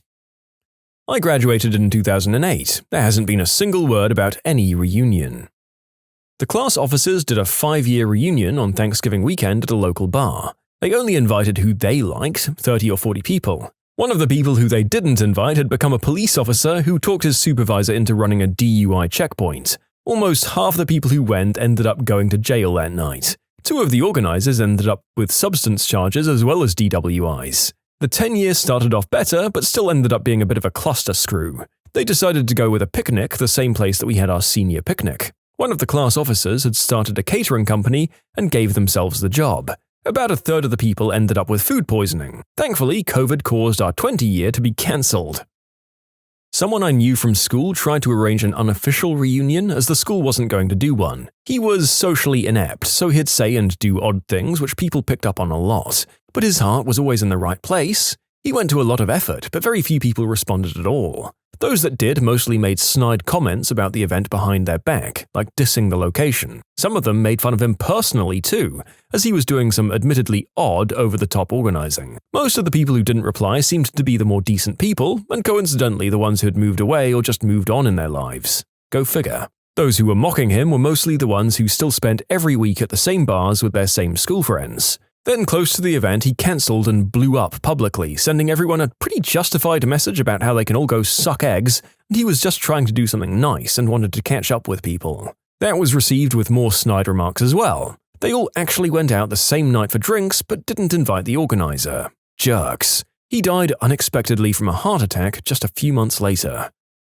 Goodness, that's really sad and a reminder that some people really don't mature despite growing up and getting jobs. In this case, I'm talking about the jerks who did nothing but show negativity and mock the one guy trying to make something happen. Still sound like high school bullies to me. At the after-party, the one guy getting drunk enough to think it was a great time and place to discuss race relations with one of our black classmates. Well, not so much discuss as randomly impose the topic. The cringe nearly killed us all. I didn't attend as I'd moved far from my school, but in the process I was emailing the organizer and wanted to get in touch with an old friend. I figured she could pass my message on. She had the misfortune of having to tell me that he passed away at 30 from diabetes complications. Rough day, and I didn't even attend. Went to my partner's 5-year at the local Elks Lodge. He grew up in a really rich town, so it was actually pretty extravagant. The best part was the open bar until 9 p.m. and then cash afterwards. We were literally having a great time until some scumbag snuck into the basement and stole a bunch of booze, literally multiple boxes. When the bartenders found out, they were furious and kicked us all out. It ruined what would have been an excellent night. I wasn't even invited to the high school reunion. The 10-year reunion invite came up and I thought, yeah, looks like it could be fun. I noticed the venue is a fancy restaurant. Disappointed, expecting some sort of party. Rooms very limited. For a class of over 100, you'd think that they'd have picked a venue with over 25 capacity. I start reaching out to all the friends I've kept in touch with. Not one of them is even remotely interested in going. My old high school best friend suggests we catch up at his and drink instead. Haven't seen him in years, so I bail on the reunion. Turns out almost no one went. One of the girls that organized the thing was begging my mate to go because she was so embarrassed at how few people had RSVP'd. She ended up bailing herself. Turns out for the 10 people that actually went, half of whom organized it, they had to be split up, since they booked a place that wasn't intended for large groups of people. Unironically, the same group that organized it took it upon themselves to organize our end of the school formal. They decided themselves that we didn't want to go with the original plan and completely replanned it without really consulting the general student body. So many people bailed on it that they had to start inviting ex-students. You know, the people who had dropped out, changed schools, been expelled. It takes some real stuff to get expelled from a Catholic school in Australia, let me tell you. They had to do this just to meet the minimum capacity the venue required to move forward with the date. Honestly, I know they meant well, but this group ruined the formal for a lot of people. I didn't know I expected anything good from their reunion. Apparently, the after-party was wild, though. Someone almost got thrown off the boat, literally into the water at 2 in the morning, and a guy we know copped another man's eggplant in the eye. He had been sleeping on the floor and someone was standing over him with his member out. Why was it hard? I don't know, and I don't want to know, really. Nobody came. I went to my 10-year. It was admittedly a really frickin' small town, so my class was only 27 people, but 4 people showed up and 1 was actually homeschooled. It kinda sucked. I was looking forward to seeing people and I traveled a long way, 3,000 miles. It kind of jaded me towards my classmates. I'm not angry or anything, just a realization that there wasn't really any connection that survived. What finally made you realize, yep, that person is definitely nuts? We were newly married and my husband worked at an office and had one fun guy that we liked to hang out with. Let's call him Steve. Well, Steve lived at home and asked if he could rent out our basement apartment. It seemed like a great idea to us because of the extra money and he was a fun guy. And it was all good for a week or so. Then my husband had to leave to a different city for training. So, Steve thought he had to be the man of the house. I was a busy trauma nurse on call a lot, and I was hardly home. But when I was, Steve would barbecue dinner and be really miffed if I didn't want it. That's just one example, but that kind of behavior escalated. My husband was only gone for 3 days, came back, and Steve's behavior kept escalating. One night I was going out for girls' night and my husband had a big black tie event with his company. Steve was not as high up in the company and was planning on staying home. This was back in the late 90s, so I'm not entirely sure how he found out where I was with my gang of girls at a downtown bar. About midnight all of a sudden, he shows up and tells me it's time to go, it's late. My table of work friends became totally silent and everyone was staring at me. Also, Steve was wearing all of my husband's clothes, from jacket to shirt pants, socks, and shoes. Fricking bizarre. I sent him away, but the girls' night was pretty awkward after that. He wasn't home when I got home, thank God. I told my husband everything when he finally got home and we went to bed. The next morning we heard thumps and a lot of loud voices. Came out of our bedroom and he was moving out and had a bunch of his high school friends there. They were moving him out but also taking all of our stuff. Laundry soap and food included. Steve saw we were up and marched over and gave us a lecture about how crappy we were and how we won't fare well without him, and then he finally left. I know he was let go at work later on and I actually feel a bit bad. He probably had some sort of mental illness, but still, very creepy experience. My ex calling the cops on me because she thought I was trying to, quote, poison her. I bought salted butter instead of unsalted. Was she a snail? They believed me right away. Thankfully, they had their heads on straight. That wasn't the first time she called the cops on me for something stupid, but luckily, I got my act together and it was the last. I was a personal assistant for a woman who was extremely, shall we say, lawyer-happy, meaning she always was looking for ways to sue people. I accompanied her while she picked up her child from daycare one day. She parked in a no-parking zone that most parents use as a car line to pick up their older kids, and a dad of another child came over and calmly asked her to please move her car so that the car line could keep moving. He was completely cool about it, but my boss ranted all the way home about how the man made her feel unsafe and threatened and that she'd be contacting her lawyer so she could sue him for emotional distress. No clue how she went about that since I quit shortly after. And yes, she threatened to sue me when I quit.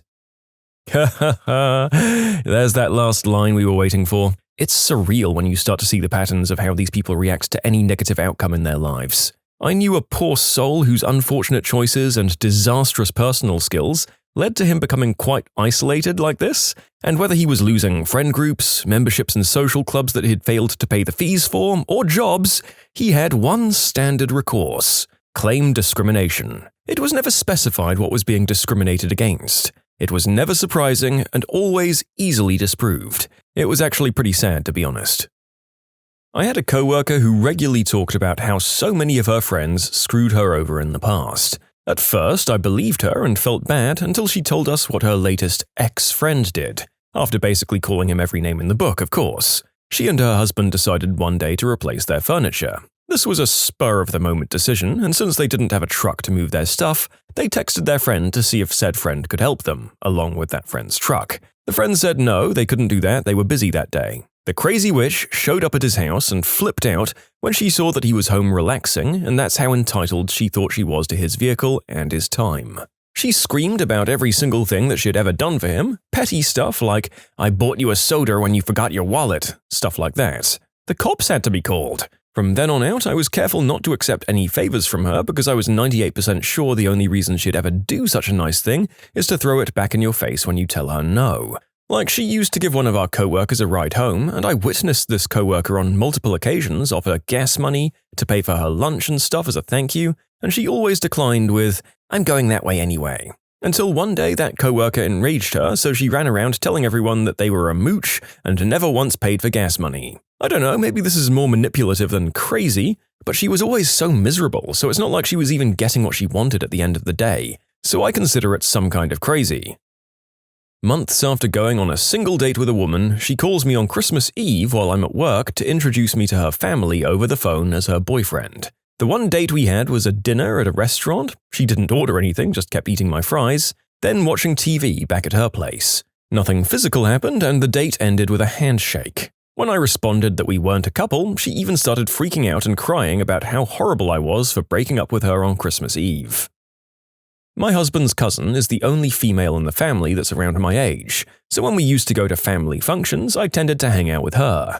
Our friendship blossomed, and she was who I considered to be my best friend. We both had 3 kids, and they all loved each other, so we just spent a lot of time together. My husband always told me she was crazy, that she'd turn on me, but I just thought they grew up together and had some kind of weird rivalry thing going on in the family. Her ex-husband hated her. Court cases for custody were happening all the time. It was nasty. They weren't allowed to be in the same room together per court order even. I only heard her side of the story, so I just kind of assumed it was him that was horrible. Fast forward a few years, she was remarried and had a new baby with her new husband. She's an interior decorator and had always been struggling financially. But somehow, all of a sudden, she was buying all the things. New iPods for all the kids, including mine, a gaming laptop for her oldest, furniture, electronics, she pays a year of rent so she won't have to think about it. She'd gotten a new big client who gave her an expense account to decorate his multi-million-dollar home. She spent about $200,000 of his money and was sued later. Well, I was over there because I was now a approved supervisor for the supervised visitation her ex-husband imposed through the court. She started screaming at her new husband for not loading the dishwasher correctly and pushed him fully with real force down the stairs. He somehow manages to be okay, but she doesn't stop, runs after him with clear plans to attack. The guy has to literally flee his own home. I packed up the 3 older kids and my kids and got out of there. I didn't report it because she guilted me into thinking that she had postpartum depression and would be fine. One Valentine's Day, she decides she wants to have a party for the kids. The time didn't work out for me, so I told her we couldn't attend. She lost her mind and called me every name she could think of. She took things I'd said to her in confidence and told our whole family. I got pages and pages of scathing emails. I was crushed. 5 years later, she remarried again and had 2 more babies with the new guy. She called the Department of Child and Families on her 15-year-old son, claiming he had attacked her 2-year-old daughter. She had 0 evidence, but decided she was acting weird and that this must have been what happened. After a heated altercation with the new guy, where police were called, she now has lost custody of all 6 kids and begs me to come to court to be a character witness. Oy. So I was heading out to get groceries with my roommates, and on our way out of the house, we found a homeless man digging through our trash. It was slightly surprising since it's not every day that you find a man looking for empties under your porch. We decided he was pretty harmless since all he was doing was looking around. Plus, he was actually going out of his way to clean up our admittedly disgusting parking lot of not just bottles and cans, he was sweeping the dirt, weeds, and our neighbors' trash that they left unprotected under their porch, which was now swarming with wasps and eaten by animals. We got him some empties from inside, gave him a cold drink, locked the door, and left to get groceries. When we got back, we found that he was still there after an hour and still cleaning our parking lot. We were amazed and grateful, so we struck up a conversation. He seemed like a normal guy. He used to be a business owner. He fixed roofs for a living. He made decent money before he was homeless. He used to be married and he has kids. Unfortunately, his life kind of spiraled after he got mixed up in crystal use. We sort of thought of him as a normal dude who got mixed up with the wrong substance and then got screwed over by the system. That is, until he mentioned that the construction on our main street was a plot by the city to find the Templars' treasure, that he himself was a Templar descendant, and when he claimed that I specifically was the unknowing descendant of Templars. We let him talk and tell us stories for 2 hours before he stopped. It was so wild. It's my favorite story to tell. He was great though. Even after he finished his medicated rambling, he proceeded to finish cleaning our parking lot, and he offered to do it again for cheap if we needed it. Frank, if you ever read this, we love you. I know that I talk way too much about Always Sunny in Philadelphia on this channel for the 5% of the people who've seen the show, but this character could literally just be Frank Reynolds from that same show. He even has the same name. Love it. When they bought a dead bird into a Subway sandwich place and tried to barter it for a sub. This was years ago, so to my best recollection, here's the long version. I was eating at my local Subway sandwiches, a woman comes to the counter, pulls a dead bird from her coat and asks what kind of sub she can get for the bird. Everyone turns and watches as the teenager behind the counter realizes what's going on. He starts yelling that she needs to leave because a dead bird is an obvious health code violation. She gets angry that he's not even willing to hear her out and storms off mumbling and swearing under her breath. There was some girl I met during my teenage years. We chatted for like 30 seconds and exchanged phone numbers. Never met after that, only texted. We did that back and forth for a few months and then I went to college. Then she finally drops "I love you" to me. Obviously, I feel weird about the whole situation because we've only exchanged like 20 to 30 texts, and all of it was small talk. I don't know how to respond to that. The next text a few hours later was, "Brett, I'm pregnant." Like, what? At this point, my red flag detector is going off, so I try to cut off the relationship by texting, "Okay," and then ghosting. A minute later, "I think it's yours. If you don't come back to take care of me, I'm going to Control-Alt-Delete myself." Well, I just deleted all our messages after that. I still wonder to this day if she was legitimately crazy or if she just got me confused with someone she actually slept with. You can submit your own stories to be featured here on the channel. The story submission link is in the description below, and if you want to listen to some vibey music in the background, check out easymode, also linked below, and subscribe. Okay, so I'm a nurse, so this is kind of a daily occurrence for me. Especially when you're working in the emergency department and dealing with people who've just walked through the door and you're trying to ascertain whether they're orientated or not. I had too many to list, but one was an elderly mother and her middle-aged son.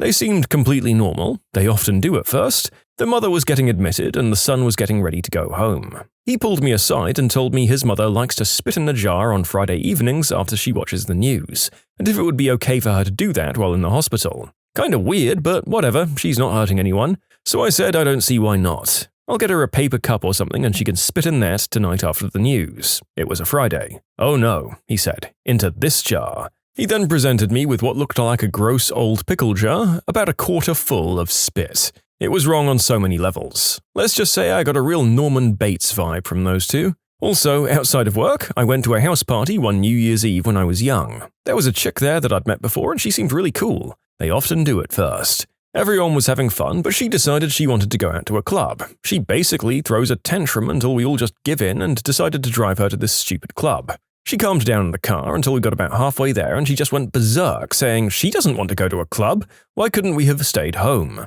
Why does she always have to do what everyone else wants? Why are we forcing her to go out when she doesn't want to? Long story short, we turned around and went back home. Once there, she tried to slash the tires of the car, tried to run me and my friend over with her car, and finally ended up crying in the fetal position in the gutter because nobody took her seriously. Right.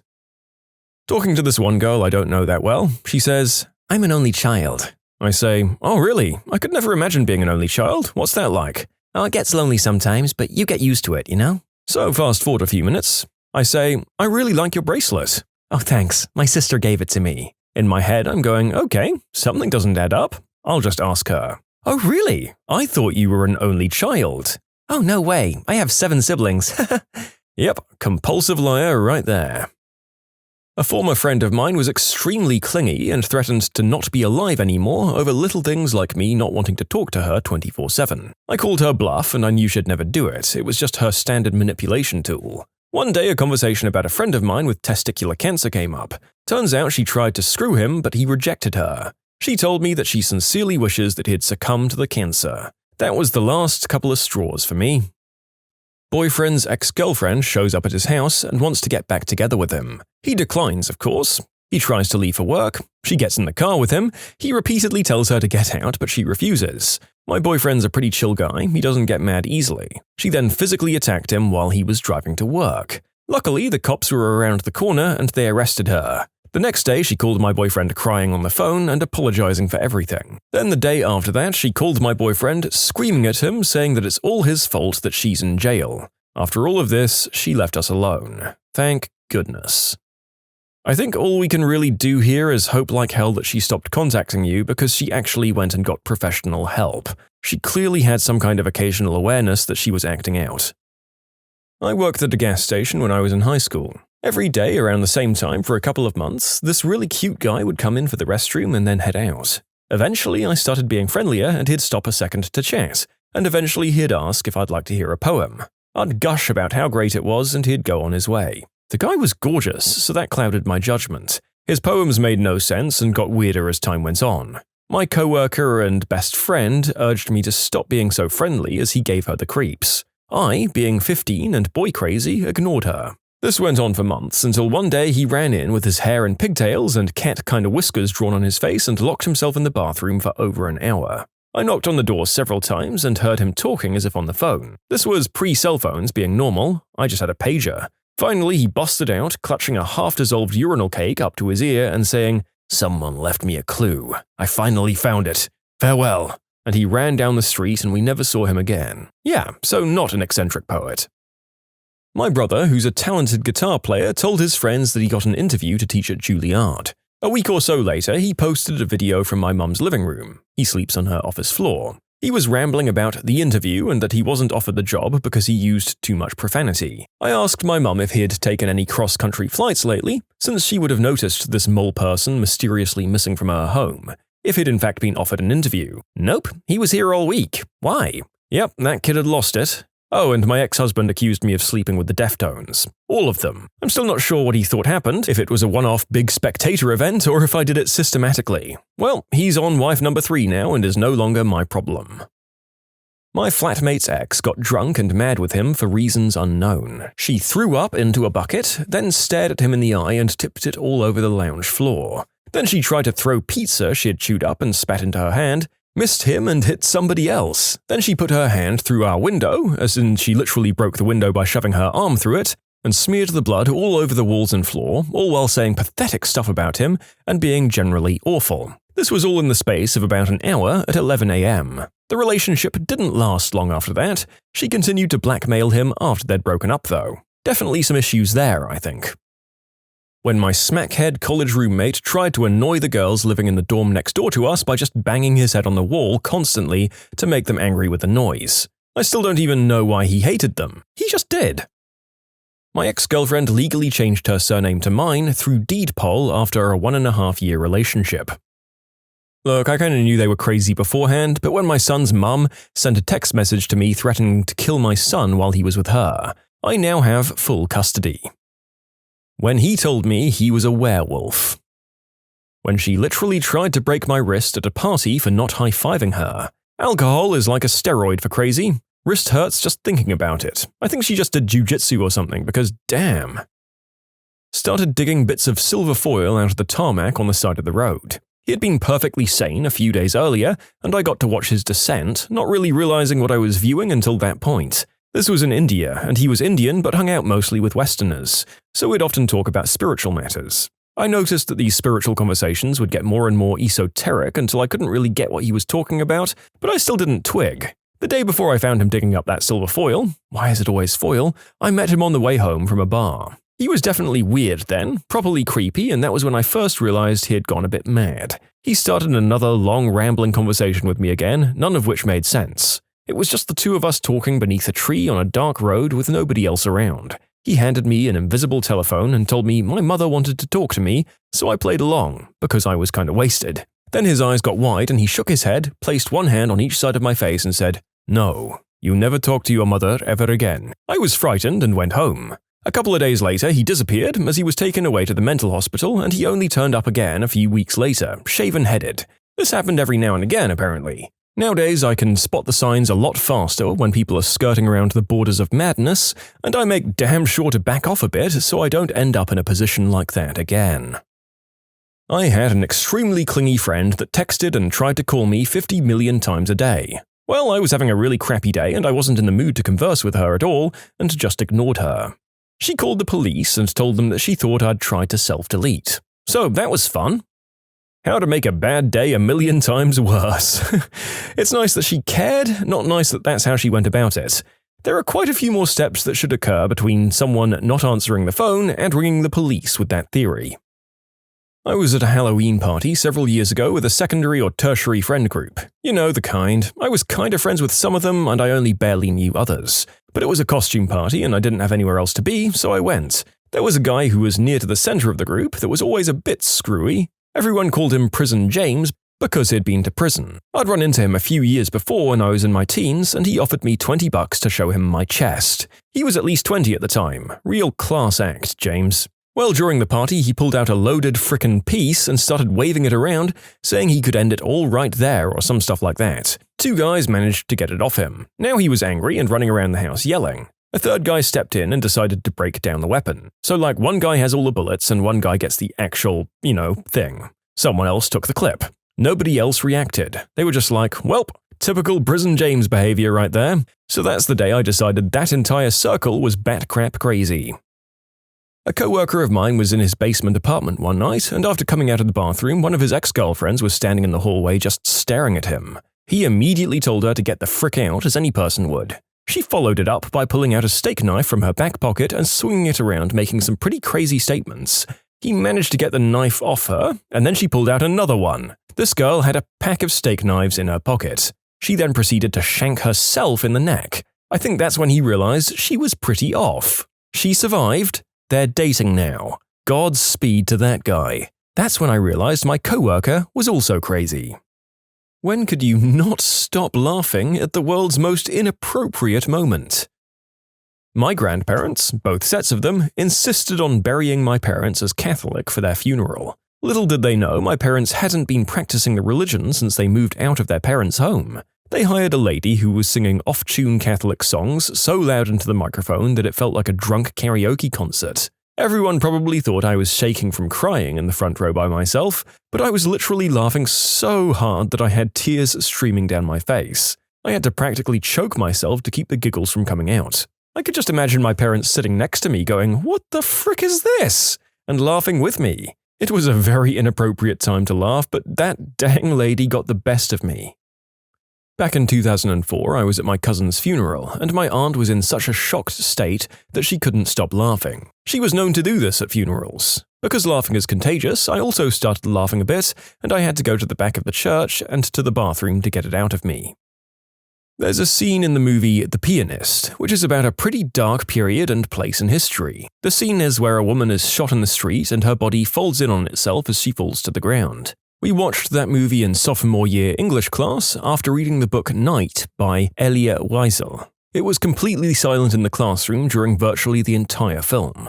But at that part in particular, some kid just kind of piped up from the back of the class in the silence with this sad, disappointed tone in his voice like he just found out the lunch lady was out of chicken nuggets. Oh, she folded. So many of us busted out laughing and it was completely inappropriate and I couldn't help it at all. The teacher was not pleased. I heard a kid break wind in church during a wedding. I had to remove myself because I couldn't get it under control. It was one of those loud, echo of the old wooden pews toots. The acoustics in that place were excellent. I was at church for my grandfather's 5th-year death anniversary, and the guy was singing so badly my grandma and I were almost dying from laughter. Held up a cadaver's arm, forgot the arm was detached to the body, raised it up, wondered why it was loose, panicked that I detached it, dropped it on the floor and thought the professor was going to be mad, hid the arm under a gurney while the professor was staring at me half a meter behind. I turned around, looked at her and laughed. Worst moment ever. My dude, you just gave us a lot of questions there when you wrote out your story about holding up dead body parts without any sort of context. Was this some sort of mortician school or something? Imagine just saying this verbatim in a conversation with a similar lack of context. In fact, please do that, please.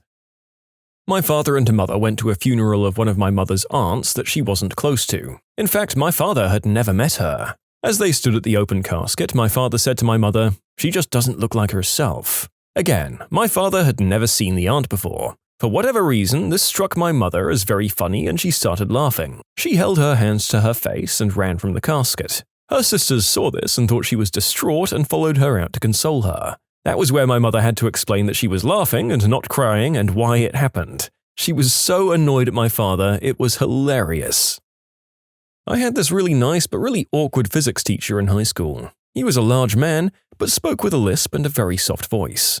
Imagine the guy from Office Space asking for his stapler. That's how he sounded. One day he was giving his lesson, and mid-sentence he goes from his voice to what sounded like Satan himself. "Okay, class, please take out your books." Excuse me, must have something in my throat. Then he continued like nothing had happened. I could not, for the life of me, stop frickin' laughing, and I was the only frickin' one. It was the most bizarre and frickin' hilarious thing I've ever seen. I had to walk out of the class to catch my composure. This was at least 15 years ago now, and I'll never forget it. At a funeral, the pastor kept referring to God as the Great Comforter, and all I could think of was a tacky bedspread glowing with holy light. Every time he said it, my giggles got worse to the point where I had to pretend I was crying really hard and left to hide in the bathroom. Visiting my grandmother's grave with my grandfather for the first time a few years ago, I expected tears and a solemn day. Instead, we passed a grave marked Wanda, and my grandfather said, "Well, I wonder what killed her." None of us could stop laughing. My grandmother would have loved it, to be fair. My friends from college and I are still super close even 15 years later. There's an inside joke involving giving people a specific fake name that we always laugh about when we get together. Last week, one of those friends tried not to be alive anymore. We'll call him John. John's brother, another of the close friends, called me and told me that John had tried to self-delete and that he was at the hospital. Then he tells me that when asked for identification at the scene of the attempt, John gave the paramedics the fake name from college. As sad as I was about what had happened, I burst out laughing so hard when he told me that. I couldn't help it. I'm laughing now even thinking about it. All of the other members of the group had the same reaction when John's brother called them. All of them. We've got a lake of fireside property in hell. Thank you. Last year's Thanksgiving, right before the meal, we all stood in a big circle and said a prayer and what we were thankful for. Well, my mum's uncle, I'll refer to him as Uncle, his name is Richard, so we called him Uncle Rick. You're going to have to imagine the R replaced with a D so we don't risk demonetization on the channel. When we all stood up, it was revealed that Uncle Rick had forgotten to zip up his jeans after going to the bathroom. My dad and I were directly across from Uncle Rick, and we were barely keeping from bursting out laughing. Then he leaned over to me and whispered, "I'm thankful Uncle Rick remembered to put on fresh underwear this morning." About halfway through the meal, we were still laughing about it when Grandma came over to yell at us for being distracting. She basically asked what we were laughing at in a not-so-nice voice. We pointed her gaze across the room, and she couldn't help but laugh a bit. We told her it had been like that for the whole meal. The way we'd set the tables up was in a big square of folding banquet tables, so we could look out straight ahead of us at Rick's boxes. At my father's funeral, my daughter was 3 months old and had a lot of belly pain. She tooted so loudly that even the priest needed to stop talking for us to stop laughing. He even told us that the church was a serious place and if we couldn't behave, to get out. I told him the deceased was my father and I couldn't control my daughter's toots. Used to be a member of the student council back in college, and this one time during a meeting with the campus dean, who was explaining very seriously how some students were crapping on the toilet walls and throwing literal feces on the ceiling, which was building up expenses for cleaning. I was asked to give ideas on how to tackle the issue, and I clearly remember trying not to laugh and holding it in perfectly, but then, as I made eye contact with a friend of mine in the council, we both burst out laughing to the point where our stomachs started to hurt, which led to other members of the council laughing out loud. It was the first time meeting the campus dean as well. After that, anytime I'd see him, he'd give me a dirty look. In school, we did a course on mythology and had a project where we had to write our own mythological stories for the creation of creatures or places, stuff like that. One kid wrote a story about how a man was being mean to his horse, so the gods cursed him. One day, his horse threw him onto a spear which went through the back of his head and down his forehead, and he was transformed into the first unicorn. I couldn't stop laughing for a solid 5 minutes. My teacher berated me for laughing at the violence, but the kid and I both thought that was funny as heck.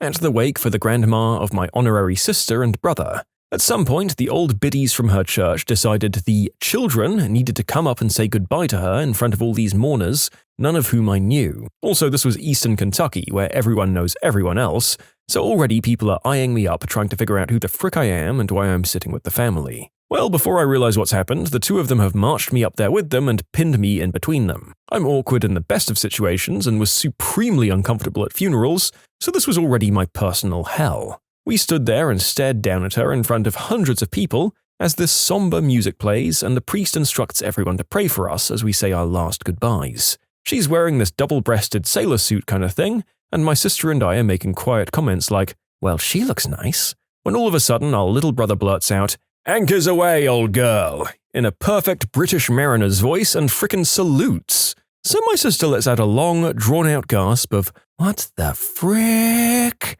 And we just start trembling with laughter. We can hear all of the old church ladies awing because it looks like from the back we're overcome with grief. As soon as we're able to control ourselves, we essentially frog march our little brother down the aisle with our heads down, and we head straight out the door to the car. Honestly, that kid is frickin' hysterical. Also, I should have worked out going into this that there were going to be a lot of funerals in this video. Probably the most likely event for deeply inappropriate hilarity that there is, and thank God for the content. Cheers for writing in.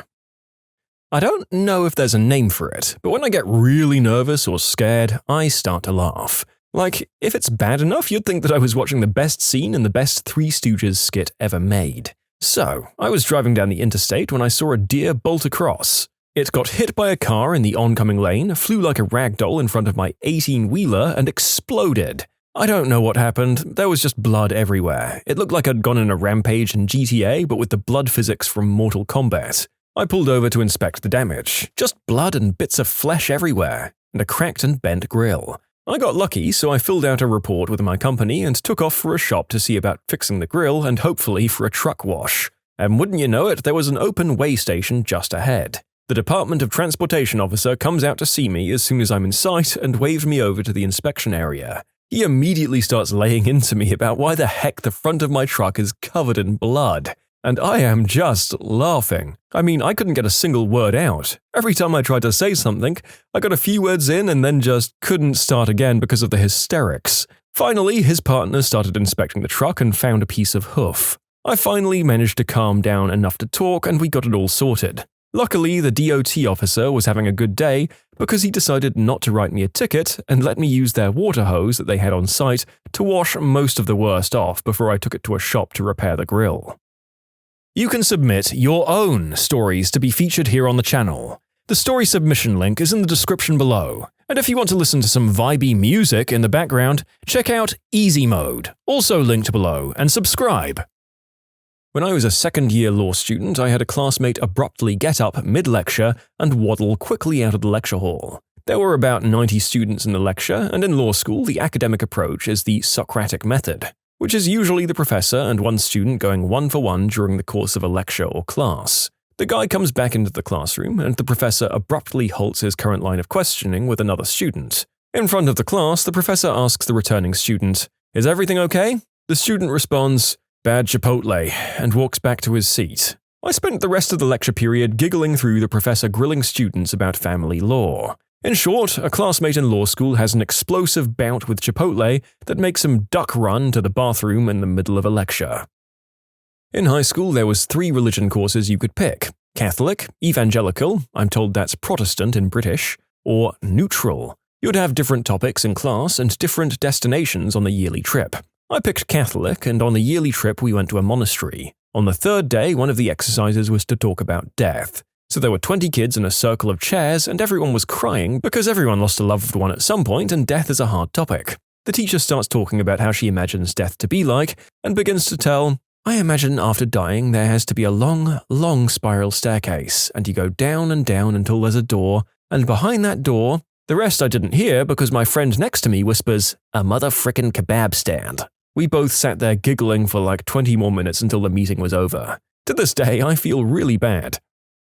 I was sat at dinner with friends this one week and one of the kiddos was saying that they had extra stomachs for some particular food. Started talking about how cows had extra stomachs. Then somehow it got to comparing humans and cows and one of them said in the brightest, most angelic little voice, "But Mom doesn't have udders." I'd made the mistake at glancing at her husband and I swear the filthy twinkle in his eye was audible. Thank F that I have long hair. I dropped my head down to look at my plate, so my hair covered my expression, and I sat there with my shoulders shaking violently. He asked in a rather amused voice if it was okay as I appeared to be vibrating. I couldn't frickin' breathe.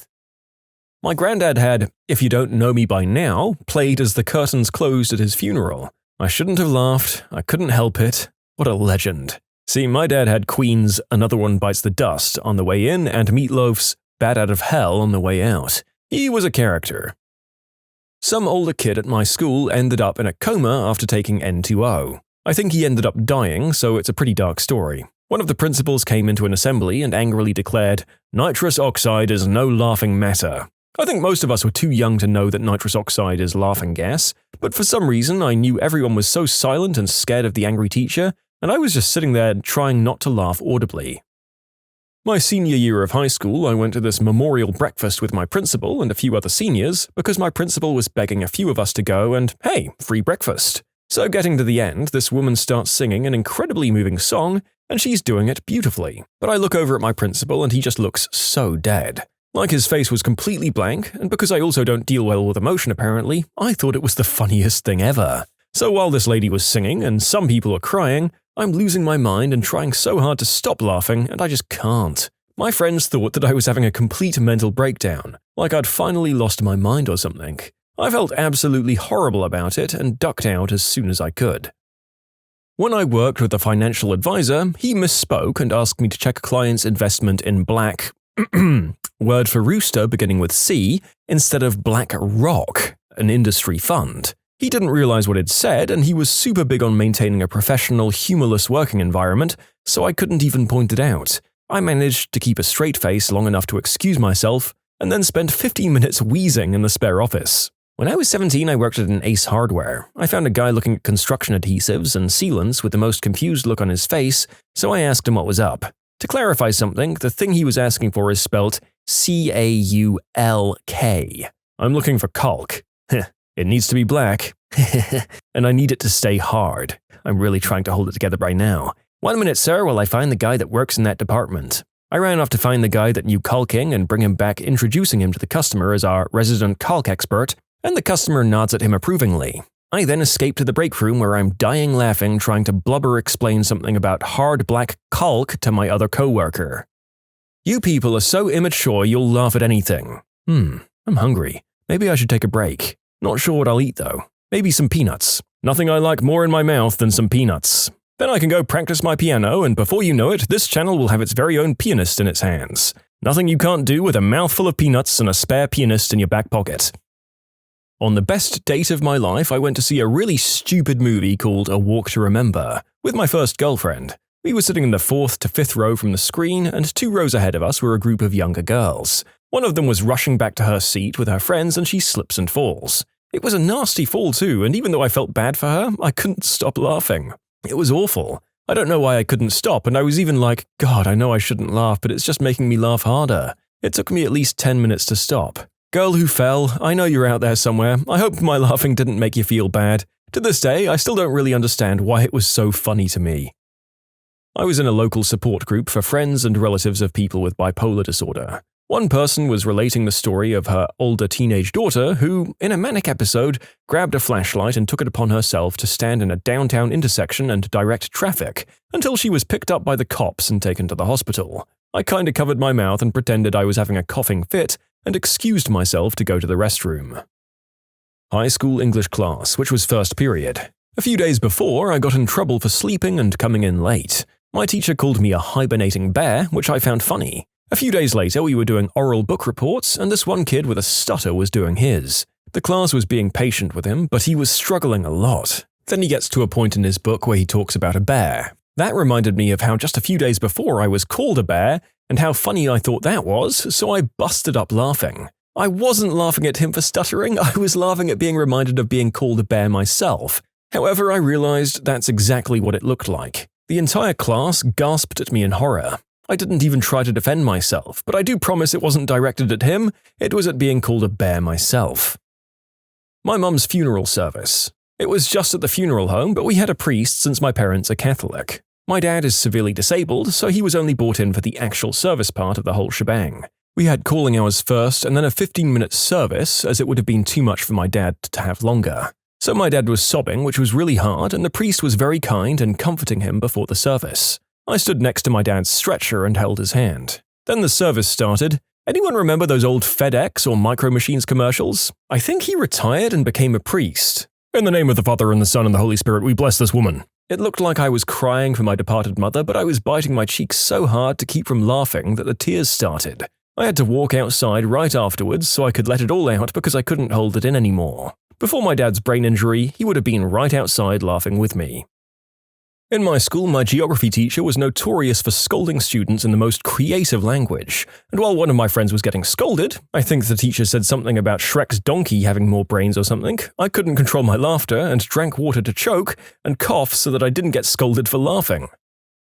When my grandfather was dying, he'd do a lot of dark humor that he and I found hilarious, just silly stuff. Well, the inevitable happened and he passed away and was cremated. His ashes were put in a box, and that box was put in a Marks & Spencer's bag. So my aunt turns up to the plot, and people are crying, and I swear I hear my grandpa say, "They'd better not have left me on the kitchen table."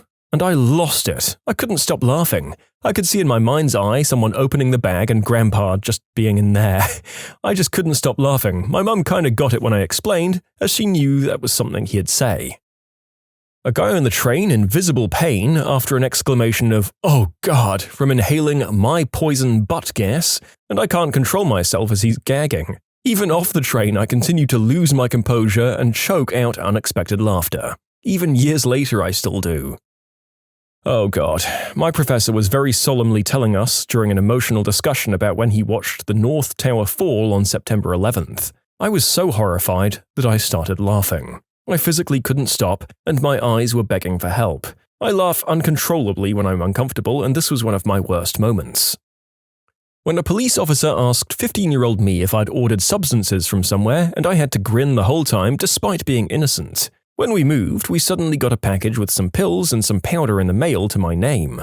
I brought it to the police and it tested positive for whatever it was. So I had to go and get substance tested, and before that I got asked by this really scary-looking bald guy with scars on his head if they were in fact mine. And I just started to grin and laugh while denying it.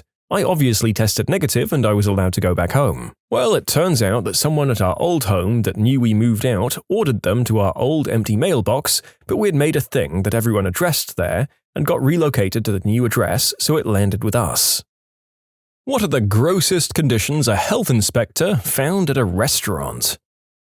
Former health inspector here and current third-party food safety auditor. A few things come to mind. First was a grocery store so infested with rodents that an entire group of them was living in the dairy cooler. You know, there had to be a lot of them in the store if some of them were resorting to living in a cold room. There was also a Chinese restaurant getting ready to open for lunch. I walked in and temperature-checked the items in the walk-in cooler. All of them were well above acceptable temperatures. The cooler had broken down in the night and it was no longer functioning. They wanted to serve the food anyway. I had to embargo the entire cooler worth of food and stand there as they filled trash bag after trash bag with meat and took it to the dumpster.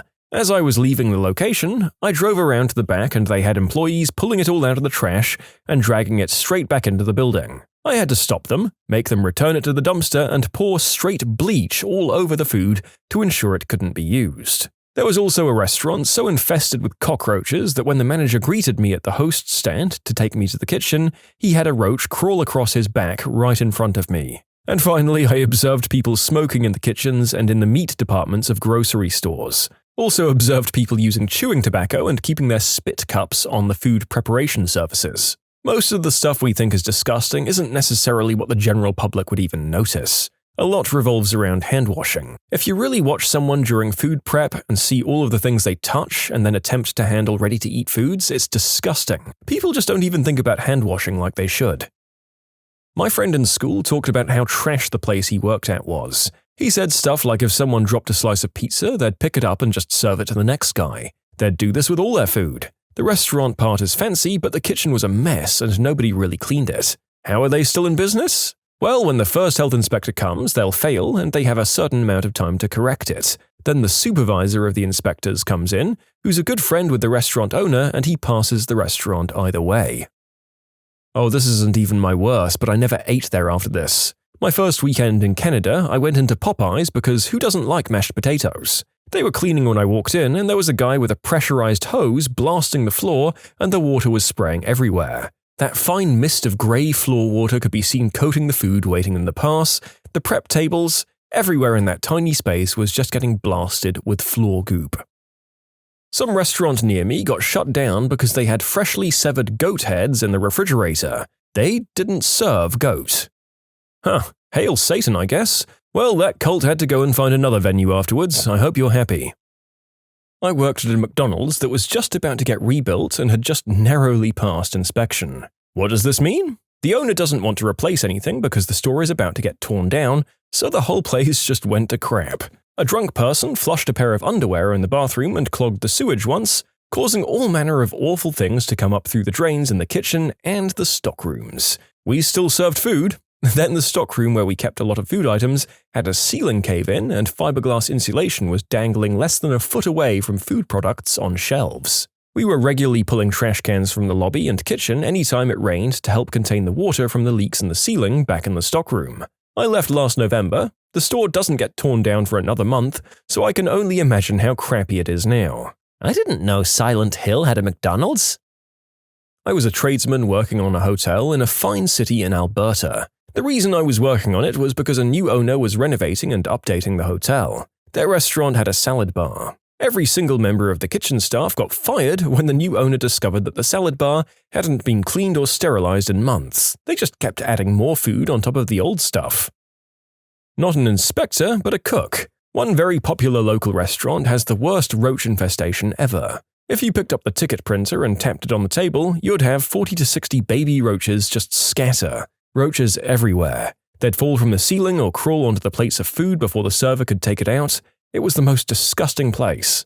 I quit and it's still super popular and still buggy. That reminds me of mine. I used to inspect fire alarms for grocery stores and we had to open the hoods above the grills to check the fire suppression system. As soon as I pulled the panel off, dead crickets started pouring down. Thousands of them. I wasn't really sure what to do at that point because I'm an alarm technician, not a health inspector, so I verified that the alarm switch worked and put everything aside from the mountain of crickets, now on the kitchen floor, back where I found it, and told the manager they should hire an exterminator. The same store also had a black widow infestation in one of their utility sheds. One of the news channels where I live does a weekly segment called Restaurant Report Card. It shows the good and bad DHEC reports of the week. There was one Chinese restaurant that had live chickens in the kitchen. There was an article a few years ago about a Chinese restaurant in New York City who was doing some kind of cooking in a back alley and the neighbors noticed. Hey, Prosperity Dumpling! Damn, that place was tasty though. Tiny hole in the wall. You could get 5 dumplings for $1. The place that replaced it, East Dumpling, reduced the offer to 3 for $1. Guess that's the price of fancy pants so-called rat-free dining. Not a health inspector, but when I worked at Subway, we caught a coworker doing something inappropriate. My manager had to look at a camera for some unrelated reason. He was skipping forward and accidentally went too far forward. He noticed that worker putting a bin of tuna on the floor, and he keeps looking at the tape. The worker pulls his pants down and proceeds to enter the bin of tuna. He makes sweet, sweet love to those fish, finishes up, goes into the bathroom to clean off, proceeds to smooth out the bin of tuna, wraps it up, and puts it back in the fridge. My manager immediately has me throw out the tuna and make more. Needless to say, that guy was fired. And while this was 20 years ago, I still can't eat tuna that I didn't make or see being made. My mum used to be a health inspector. A bar had a bear chained outside and the owners would bring it inside to hang out with the patrons sometimes. Walked into a Mexican restaurant one time and saw some lady soaking some tripe in a mop sink. I saw that and told them to throw it all in the dumpster and bleach it in front of me. My boss had seen a restaurant defrosting raw shrimp in a mop sink with the mop draped over the faucet. My other coworker had to work a foul odor complaint where this Chinese buffet was closed for about a week without utilities. He walked in and found the food was still in the buffet line. He said the stench was so rotten that he immediately threw up upon opening the door. That food was stewing in its own juices for a week in the Texas summer heat. Those are the worst ones that I can think of. Not a health inspector, but I do deliver beer, so I see the backs of many restaurants on a day-to-day basis as we're dropping off product in their storage areas. The worst was a buffet that had an inescapable smell of hot, rotten milk. Not sure how I even know what that smells like, but it was like they'd been microwaving rotten milk for about an hour and left it somewhere. I had to leave the delivery. My coworker was sick with a stuffy nose and did it for me as I gagged outside. Talked to a couple of coworkers later that week and they agreed that place always has a very weird aroma.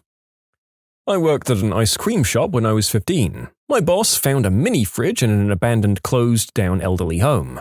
There was still food in there, with cottage cheese that expired 3 years prior to me opening it. She gave me 2 bottles of bleach and said, "Go to town." Now, I pleaded with her not to keep the fridge, not because I had to do the Charlie work on it, but because it was freaking nasty, even if we did get rid of that mold that was literally eating the plastic interior of the fridge. I didn't feel right putting the food in there and selling that food to the customers. I cleaned it anyway and put it out on the floor, but refused to put stuff in there. When people put stuff in it, I'd throw it away or move it, depending on what it was. I also had to negotiate with my boss on how often she'd let me clean the fry later grease. I wanted to do it once a day, but ended up only getting a once-a-week approval, which was better than once a season like she had been doing it. To make everyone feel better, I used to work at Costco and that place was really clean. The ice cream machine was dismantled and cleaned at least every week. It took 2 hours each time. The fryer was emptied and cleaned every day. In the food court, we'd spend hours on cleaning alone. The meat department was hosed down with disinfectant and scrubbed every day. Someone was hired just to clean the bakery department during the evening. The health inspector was seen shopping there a couple of times, which I think is good news, right? I may not have a great experience working there, but I know it's clean. Your story of healthiness and hygiene has no place in this video. Go back into the sanitary abyss from whence you came. I cast you out! I worked for a company that had a lunchroom with an older woman who cooked our breakfast and lunch. I think she was a friend of the owner's. She'd bring in a daily special, like chili, but also made sandwiches and whatnot. We had out-of-town customers, and when lunchtime came around, the secretaries would set up lunch in a conference room by the lunchroom, and the lady would make something special just for them. So I was taking away plates after those people had eaten and bringing them to the lunchroom for lunch lady to load the dishwasher. Now, not everyone had finished their meals. It was chicken and rice this day. It was rather late, and I had an employee come in asking her to make him something. I was going back and forth doing my thing, and I see her scrape the leftover food back into the pot, from several plates. I ask the guy, who was reading something, so not looking at her, if he wants chicken and rice. He says, sure, and she makes him a plate of leftover food that she had scraped off the plates I gave her. I know I should have said something, but I just noped out of there real quick. It bothered the heck out of me, so I confessed to a coworker, and she's all, you have to tell the boss. I did, it escalated to the owners, and the lunch lady was fired. My mother briefly became the head of the health inspection for our county. I recall 2 good stories. First, she noted that even though there were many violations, there seemed to be no punishment from the departments for restaurants that forced them to fix these things, except for new restaurants. She asked why, and their response was that, these restaurant owners are our friends. If we punish them or fine them or send out a violation notice, they might not like us anymore. She tried to fix that, but as you'll see later, she ended up quitting prematurely. There was this guy, an old dude who was, quote, close to retirement. He was a crap stain on society. He was verbally toxic and creepy to the lower-level inspectors, not to my mother, who is, matronly. What she did do was fire his butt. But the county board rehired him since he was apparently close to retirement. After he attacked some of the women in the office, she fired him again. This was like month 2 of the job. And then 5 people on the county board and her all had flat tires the same day, and they discovered that each of them had a box of nails emptied at the bottom of their driveway. So the county board rehired the guy again, naturally. She quit. You can submit your own stories to be featured here on the channel. The story submission link is in the description below, and if you want to listen to some vibey music in the background, check out easymode, also linked below, and subscribe. Health Inspector here. I just shut down a place due to a severe cockroach infestation. I also shut down a restaurant a while back as there was a severe rodent problem.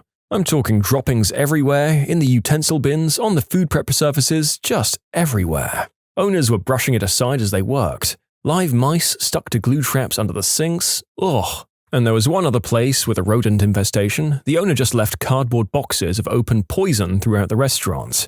Although we can order a place closed, it doesn't happen that often. We try to educate first and work with the operators. Having said that, sometimes a ticket or a closure order is the only thing that will work. Most places I inspect are pretty decent. A lot of what we see is a lack of safe food handling procedures and hand washing. You know, like preparing raw chickens with gloves on and then placing the gloved hands right into the flour, tossing the chicken, touching sink taps, cooler doors and stuff with no hand washing. Also, cultural backgrounds and the way the food was prepared back home might not meet the standards in Canada. We also inspect personal services, nail salons, tattoo shops and stuff, drinking water system, and private septic systems and pools.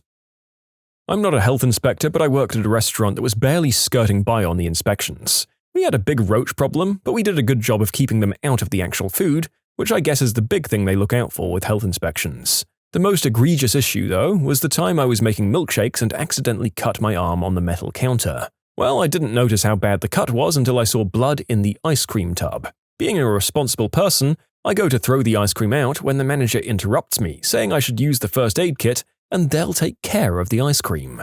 Well, I came back to the same tub of ice cream returned to the freezer, but the blood scraped out of it. They had kept using the ice cream. I want to clarify that they scraped the blood out before continuing to use it, so they didn't technically serve my blood directly to people, but there were probably still trace amounts.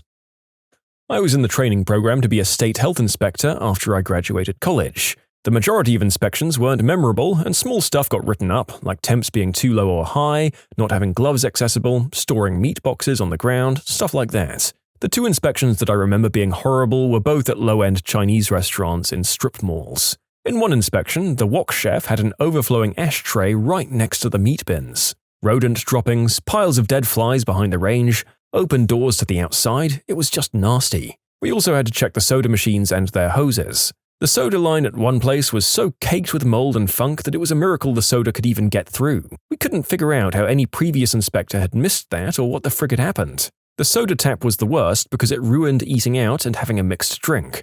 I'll never be able to drink anything out of a soda line ever again. I got a better job offer 2 months after that and ran out of that job. Yeah, being a health inspector is one of those jobs that seems to affect people's perceptions of the things they eat in a probably beneficial but unpleasant way. Ignorance is bliss, I'll say. I'd rather not know how many parasites I'm constantly shoving into the decaying and decrepit ancient temple that is my body. Former employee of a few food and drink related places, let me tell you about rat droppings in the pizza boxes, the fry cook dropping things and then just picking them back up to fry. He reasoned that the oil was hot enough to burn off anything. That oil was only changed weekly, if not bi-weekly sometimes. The ice cream shop where no hairnets or gloves were offered or needed, so managers' hair ended up in the ice cream. Also, questionably clean hands making cones. Slime and mold colonies, not growth, we're talking freaking civilizations, in the ice makers and soda spouts at a whole chain of gas stations. As far as I know, I was the only one who ever cleaned those at my location alone, and whenever I babysat another store. Also, the coffee urns. Black bottoms and grinds caked on the inside. If you live near them, go to Racetrack or Sheets. Those places have the cleanest urns and spouts I've ever seen. I worked at a buffet about 8 years ago and my kitchen manager used to drop food back into the fryer after dropping it as well. I was disgusted by this on my first day. The next day I found out that our soup was only made once a week. I called the health inspector and took a few pictures before abruptly telling the few customers what they were eating and subsequently quitting my job. Okay. So, my dad was a health and hygiene officer in the Air Force back in the early 50s, and was stationed in England. His job included inspecting kitchen and latrine facilities at bases, overseeing quarantine on troops returning home from Europe, and doing health inspections on said troops. He and some fellow H&H officers were on leave in London and decided to have lunch at a pub that was advertising a soup and sandwich deal. They sat down to piping hot bowls of tomato soup and were talking and eating when one of the guys says, good soup, nice and meaty." Everyone stops talking as it sinks in that tomato soup should not have meat in it, and my dad reluctantly digs his spoon to the bottom of his bowl and comes up with several well-cooked cockroaches. Being trained in such things, they stormed into the kitchen and confirmed that the place had their soup heating on a back burner, uncovered, directly below a cold water pipe. The rising steam condensed to the pipe, making it slippery and causing whatever scurried across it to fall into the soup. They yelled at the owner and reported the place, but beyond that, they couldn't do much about the unexpected protein. So yeah, these stories are pretty gross, but you can put your mind at ease by going to your county health department's website, and they should have a list of recent inspection reports for your favorite restaurants. Happy eating! Oh, so many stories. Mexican restaurants, Chinese, and Italian restaurants are typically the most egregious offenders, which sucks because their food is usually the most delicious. As long as you're okay with potentially dying later from it. I've only ever closed down one restaurant. It's actually much harder in most places than you'd imagine. Lots of red tape that prevents field staff and even managers from using their professional judgment in the service of public health. A pizza place was operating without a permit at one point in time. I'd drafted a letter stating that, and before I went out to hand deliver it, I got a complaint notification. Someone had eaten their pizza the day before, and their son had felt glass, or something that felt like pulverized glass in his pizza. Backing up for a moment to the red tape thing, we're not legally allowed to investigate or inspect restaurants who don't have a permit. You can thank the US Constitution for that. You can see the dilemma. We decided the best course of action is to deliver the letter saying they're operating illegally and that it would be in the best interest of their business and the public health to allow us to investigate the nature of the complaint. After I got permission to go in and take a look around, I was appalled. The manager has fingernails that extend probably half an inch beyond the nail bed, and they are caked in flour and other ingredients. The other employee has dirty bandages all over his fingers. Both of these characters are dressed in filthy uniforms. The walk-in cooler has loads of uncovered foods sitting beneath stalactites of mold, all beneath a ceiling of black filamentous fungi. The pizza prep table has broken doors and hinges and is covered with what I can only describe as putrefied ingredients from 2003. It clearly hasn't been cleaned since then. The plastic Lexan containers holding the food items in the cooler are all breaking apart and chipping. At this point, I've got a few ideas as to what that guy found in his pizza, and I don't think any of them are glass. It's probably a fingernail or a band-aid or plastic, or maybe broken metal from the cooler itself. Then I see it. The most disgusting can opener I've ever seen. To put it in perspective, mounted can openers are like the low-hanging fruit of every health inspector. They're almost always out of compliance, and writing one up will make you look like a try-hard jerk who's out to get the restaurant owner in trouble. They're usually not a big deal. Except this one. This one is absolutely caked in dried, vile pizza sauce goop that has turned black with age. The blade itself is so dull and chipped it's literally peeling metal filament off into a mass next to the blade. Every time this thing is used to open a new pizza sauce, which, by the way, is put into a cracked plastic container and covered with a trash bag to keep the loads of flies away, it deposits metal chips, flakes, filaments, whatever you want to call it, into that sauce and into the bellies of the customers. Needless to say, I was appalled. I had the person in charge call the store owner, who pleaded with me to let him stay open. Given that they didn't even have a permit to be open in the first place, this was a no-go. I went back the next day with backup, and we formally closed them for operation until they could get everything back into working order. Surprise, surprise, they called the next day saying everything's fixed, and I can't believe it, but it was. Managerial lack of control aside, they must have spent $1,000 and 16 hours cleaning that place. The one dude even clipped his fingernails. Success story? Maybe. Gross example of what you get with second-rate, poorly managed restaurants? Definitely. They're lucky no one has yet died from eating there. I worked at McDonald's. The McCafe machines were the most disgusting things I've ever seen in my life. So much mold and slime and disgust. The first time I cleaned the machine, I never ordered a McCafe drink again. Just another day at McDonald's. Former inspector here, and oh my goodness, I could write a book. First, Burger King had raw sewage coming out of the drain ankle-high in the bathroom. Employees acted like it was normal. There was a Taco Bell that had a fly problem. A customer brought back a taco with a live fly inside. There was mold in some ice machines that I saw.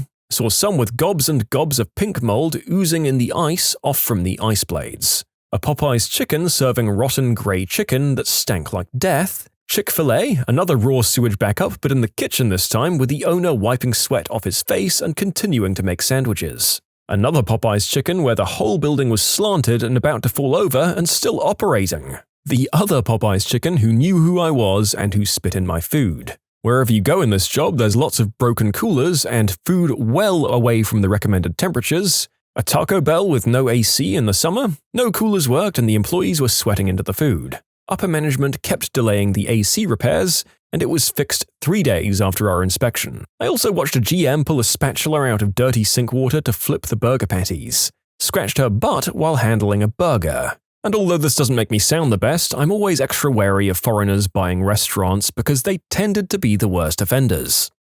What happened when someone jumped into a taxi and initiated a real-life car chase? I used to drive a taxi for my uncle's company. A guy got in my taxi, says, "Just follow that car," and reassured me it was nothing serious. Except when the other car stops, he gets out and runs to the car we were following and drags the guy out and starts just punching him in the face. I got out and was yelling at him and calling him a butthole for lying to me, and he got all in my face and threatened to beat the crap out of me too, said a bunch of racist things to me and then ran off. The guy who got punched had his nose broken. The weirdest part was that he had no idea who that guy was. I'm actually a taxi driver in a bike or taxi pedicab. I was hanging out in a corner when a coworker of mine got a ride across the intersection. Suddenly, a guy walks up to me and tells me to follow that cab but keep a distance. The guy looked current or ex-military. His demeanor, haircut, and attitude, he had one of those earbuds like the agents from The Matrix, exuded the vibe of being a very professional and competent person and not giving an F at the same time. So I was born for this moment. I'd read all the Tom Clancy books as a kid, all the books about spycraft during World War II and the Cold War, every spy movie ever made. I kept about 100 yards distance, and then I'd accelerate when they went around a curve, anytime they were near a light or intersection. I had all the lights memorized. I did this just to ensure that we'd make the same light, but a little later than they did. At one point, a car pulls up alongside, and another guy switches place with the original guy, and we keep going. After about 12 blocks, the pedicab pulls over ahead of us, and the guy tells me to pull over. Hands me $20 for the $12 ride, although I would have done it for free just to live my 9-year-old fantasy. I mean, it was probably just local cops, but I can dream. I was in New Orleans, and the cab I was in got sideswiped by a drunk driver. The drunk driver then took off. I told the cab to follow him, which he did. We ended up in a parking lot, and we watched them go into an apartment building. The cabbie had the station call the cops. I wrote a statement for the cabbie, and he called me a new cab while he waited for them. I did that once as a passenger. We said it as a joke. We were in a group of 6 and couldn't fit in a single cab. So I went to a second cab and said, "Follow that cab." We expected the driver to laugh it off and ask for our destination. Instead, he just took off and followed the first one. I mean, I hope you said, "You never saw us, okay?" and tipped him $100. I love the idea of doing this and just leaving the poor guy in his car wondering if he'd just aided and abetted a hit on someone. Also, gotta love how gung-ho some of these drivers are. They're completely ready to leap into action. I once had somebody jump into my car, and I wasn't even a taxi. I was driving down the street in Boston and was stopped at a red light, minding my own business. Suddenly, my passenger door flung open and someone climbed in. Completely shocked, I didn't even have time to react. For some reason, it never entered my mind that I should be alarmed or concerned about this trespasser, so when I saw that it was an elderly lady, I just remained calm. Without skipping a beat, she said in a thick Russian accent, "Yo, take me home, please." So I started driving. I asked where she lived, but she said, "Just keep going. I told you when to stop." At that point, it dawned on me that she probably had dementia, and that she likely thought I was someone she knew, or maybe even a taxi. Nope. After a few minutes of conversation, it was abundantly clear that this woman had simply picked the first car she'd seen, got in, and requested a ride. During the 10-minute car ride, she asked about my life. I was in college studying psychology at the time, and when I told her this, she said, "You make good psychologist. Very nice boy." It put a big smile on my face. My grandparents had all died either before I was born or during early childhood, so I don't think I'd ever had an elderly person say something like that to me. It felt nice. Finally, we reached an apartment building and she told me to pull over. When I put the car in park, she turned to me and said, "Thank you driving me today." I assured her it was no problem at all and wished her the best, and her parting words to me as she climbed out were, "Very good boy. Good luck with studies." After pausing a moment, I drove away and just kind of let it be. It was such a nonchalant and comfortable interaction that I resisted my temptation to immediately text friends to tell them what had happened. It felt like that would have cheapened it or turned it into a novelty. It was just so natural, and I went with it. She's unlikely to be alive at this point, but I hope she enjoyed the rest of her days. Godspeed, Russian grandma I had for a day. You know, sometimes people do leap into my cab and shout, "Follow that car," but it's usually followed by, "I've always wanted to say that." A friend of mine is a taxi driver, and this has happened to him. An elderly man rushed inside his taxi and pointed out loud to follow a red Toyota. This man never explains why to follow, just tries to frantically call someone. My friend asked multiple times if they needed to call the police, but the man just waved no and pointed to follow the car. They circle around town, finally ending up in front of a house where the car they were following parks. As the car stops, the man says, "Hold on a moment, I'll pay," and jumps out of the car. An elderly lady steps out of the red Toyota, and the man, apparently her husband, starts to scream, "Why did you leave me at the mall?" The woman is waving her hands and screaming back, "What are you screaming about? You're here!" and walks inside the house like nothing has happened. The man returns and pays for the drive, being sorry about it all at the same time. My friend thought they were following a burglar or something, but it turned out the lady just forgot her husband at the mall. Funny situation in a way, but sad in a way too, as my friend said. It was either dementia or a really screwed up marriage. Oh, I'm not a taxi driver, but I was the passenger for a story that is similarly cliché. Back when I was an actor and an active substance addict and alcoholic, what's the difference between those three, I know, I had a director threaten to recast me a week before the show if I was late to rehearsal one more time.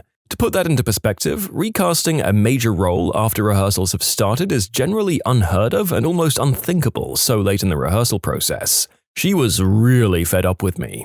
On this particular day, I was running late as usual and had 5 minutes to get to rehearsal. It was a 10-minute walk or a 5-minute drive.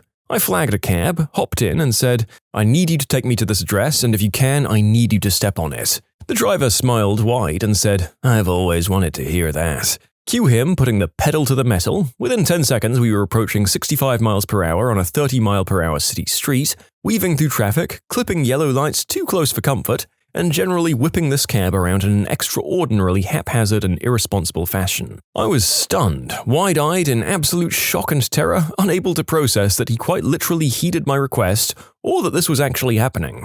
I thought I was going to die. It was the best cab ride of my life. I was 2 minutes early to rehearsal. I left my flute on the bus. I wasn't about to get my butt whooped for forgetting my $1,000 silver hollow stick on my way to orchestra practice. I followed the car. It stopped at a suburban house. The guy went into the house. They were his family and didn't have room for him with them. Not as wild as I wanted it to be honest. I drove a taxi one summer in a party resort. One night, 2 guys jumped in and yelled, "Follow that car," which was another taxi that I knew the driver of, and I obliged. Turns out one of their friends was drunk as frick and decided to just go to their hotel without telling them. They only saw the guy leaving the club drunk and they thought he was going to a skinflick club without them.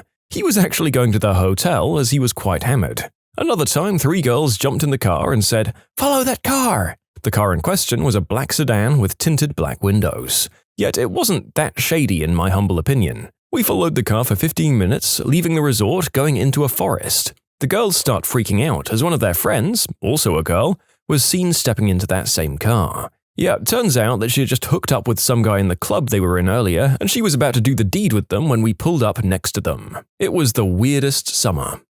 Well, what can you say? Those girls' hearts were in the right place, and you can see why maybe they'd be concerned. It's damned embarrassing for everyone involved, but at least you got an entertaining story and hopefully the price of the cab fare.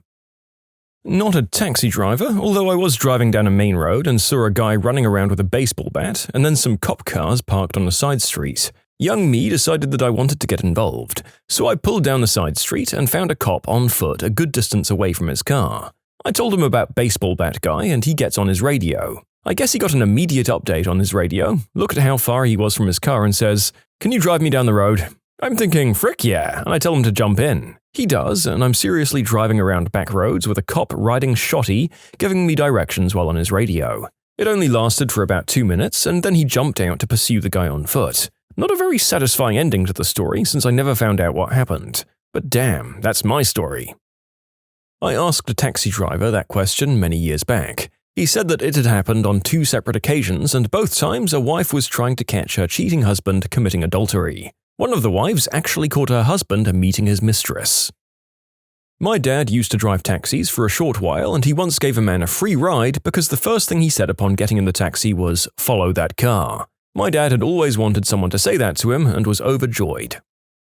I'm not a taxi driver but a police officer. I was moonlighting at a club and a fight broke out inside. The bouncers had an unusually hard time getting this one guy out of the club. I went inside to help, and he took a swing at me and then took off running out of the club down the street. I gave chase, but this guy was fast. I didn't have a chance at catching him. I chased him maybe 2 blocks and saw a taxi sitting in front of this other club. I jumped in the taxi and told the driver to follow him.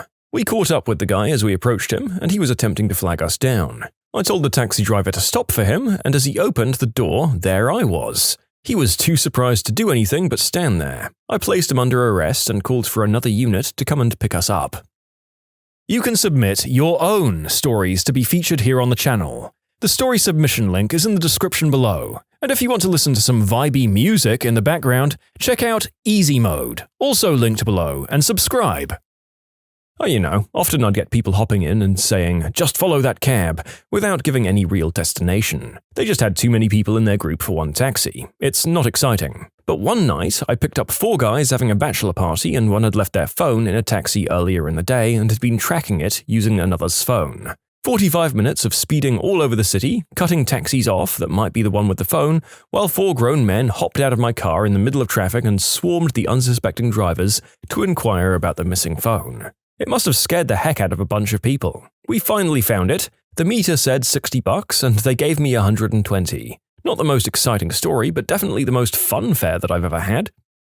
I've been driving a cab for about a year now, usually work the 6 p.m. to 3 a.m. shift. My dispatcher radios me to her house with 5 minutes to go to the end of my shift. Short 2-minute drive later, we live in a small city, I pull up in the circle driveway as a car pulls out the other end and speeds off. The largest man I've ever seen in my life comes barreling out the house like a freaking bull, jumps in my cab, and says, "Did you see that car? Follow it." I caught up to the car and followed it out to the highway. As soon as it got on the highway, the car put on its hazard lights and floors it. The mountain man in the back seat says, "My wife is in labor and my father-in-law is driving." He tells me to catch up and that he'll give me $200. So naturally, I floor it going at about 90 miles per hour in a 45 zone. His father-in-law happened to be city police chief and had called in an escort. I looked in my rearview mirror and I saw 4 cop cars about a mile off and catching up quick. I panicked. I almost started to slow down when he told me they were an escort. Sure enough, 2 of the cops go speeding past me like I was in park. Keep in mind I'm still going 90 miles per hour.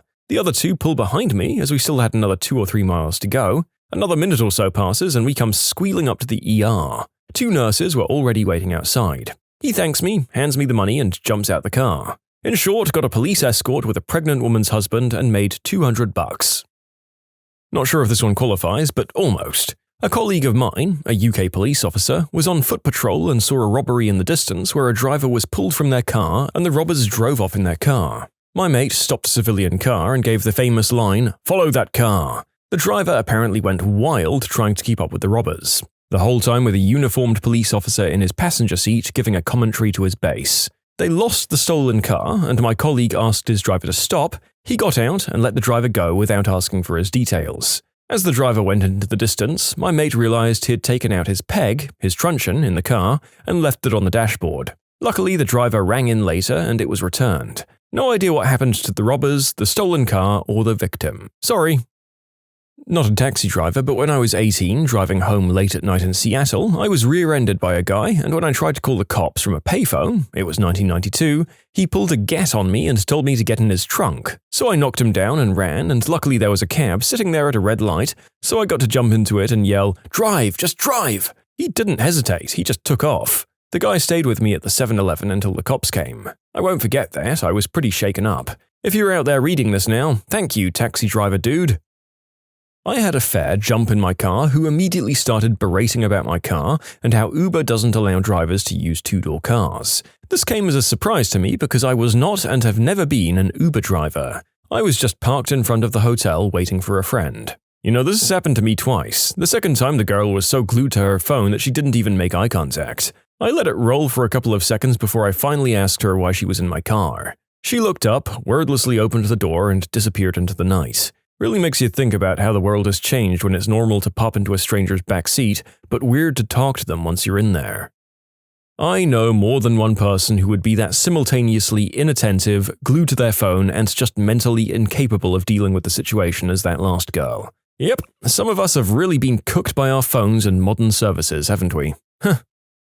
My father was a taxi driver for quite a while. It never happened to him, for which he was eternally disappointed. He did, however, once get run over by his own car. Okay, and now enough people are asking, so I can essentially give my off-topic answer. This was in the mid-90s in southern England. Like many taxis of that vintage, he was driving a diesel Citroën BX. Also, like those cars, it had been driven into the ground. In any case, he was dropping off a little old lady at her house at the top of a hill. Being a gentlemanly sort, he helped her out of the back seat and escorted her around to the front of the car. The handbrake cable snapped while they were doing that, and the car began to roll down the hill. He pushed the lady out of the way and got hit. The car dragged him about 100 yards down the road before a guy out on a run was able to jump in and put his foot on the brake. He was mostly okay. He had pretty severe friction burn and road rash down one of his legs and up his back. He had to have x-rays on his ribs too, but they turned out not to be broken or cracked. The little old lady threatened to sue because in his haste to get her out of the way he pushed her over and she broke her wrist. Old bones, presumably. Fortunately, the company's solicitor was able to head that off. He could make the case that he'd saved her life, I suppose. When I found out later, I'd have been 14 or 15, I laughed my butt off. I mean, who gets run over by their own car? It didn't take long to realize how lucky he'd been, though.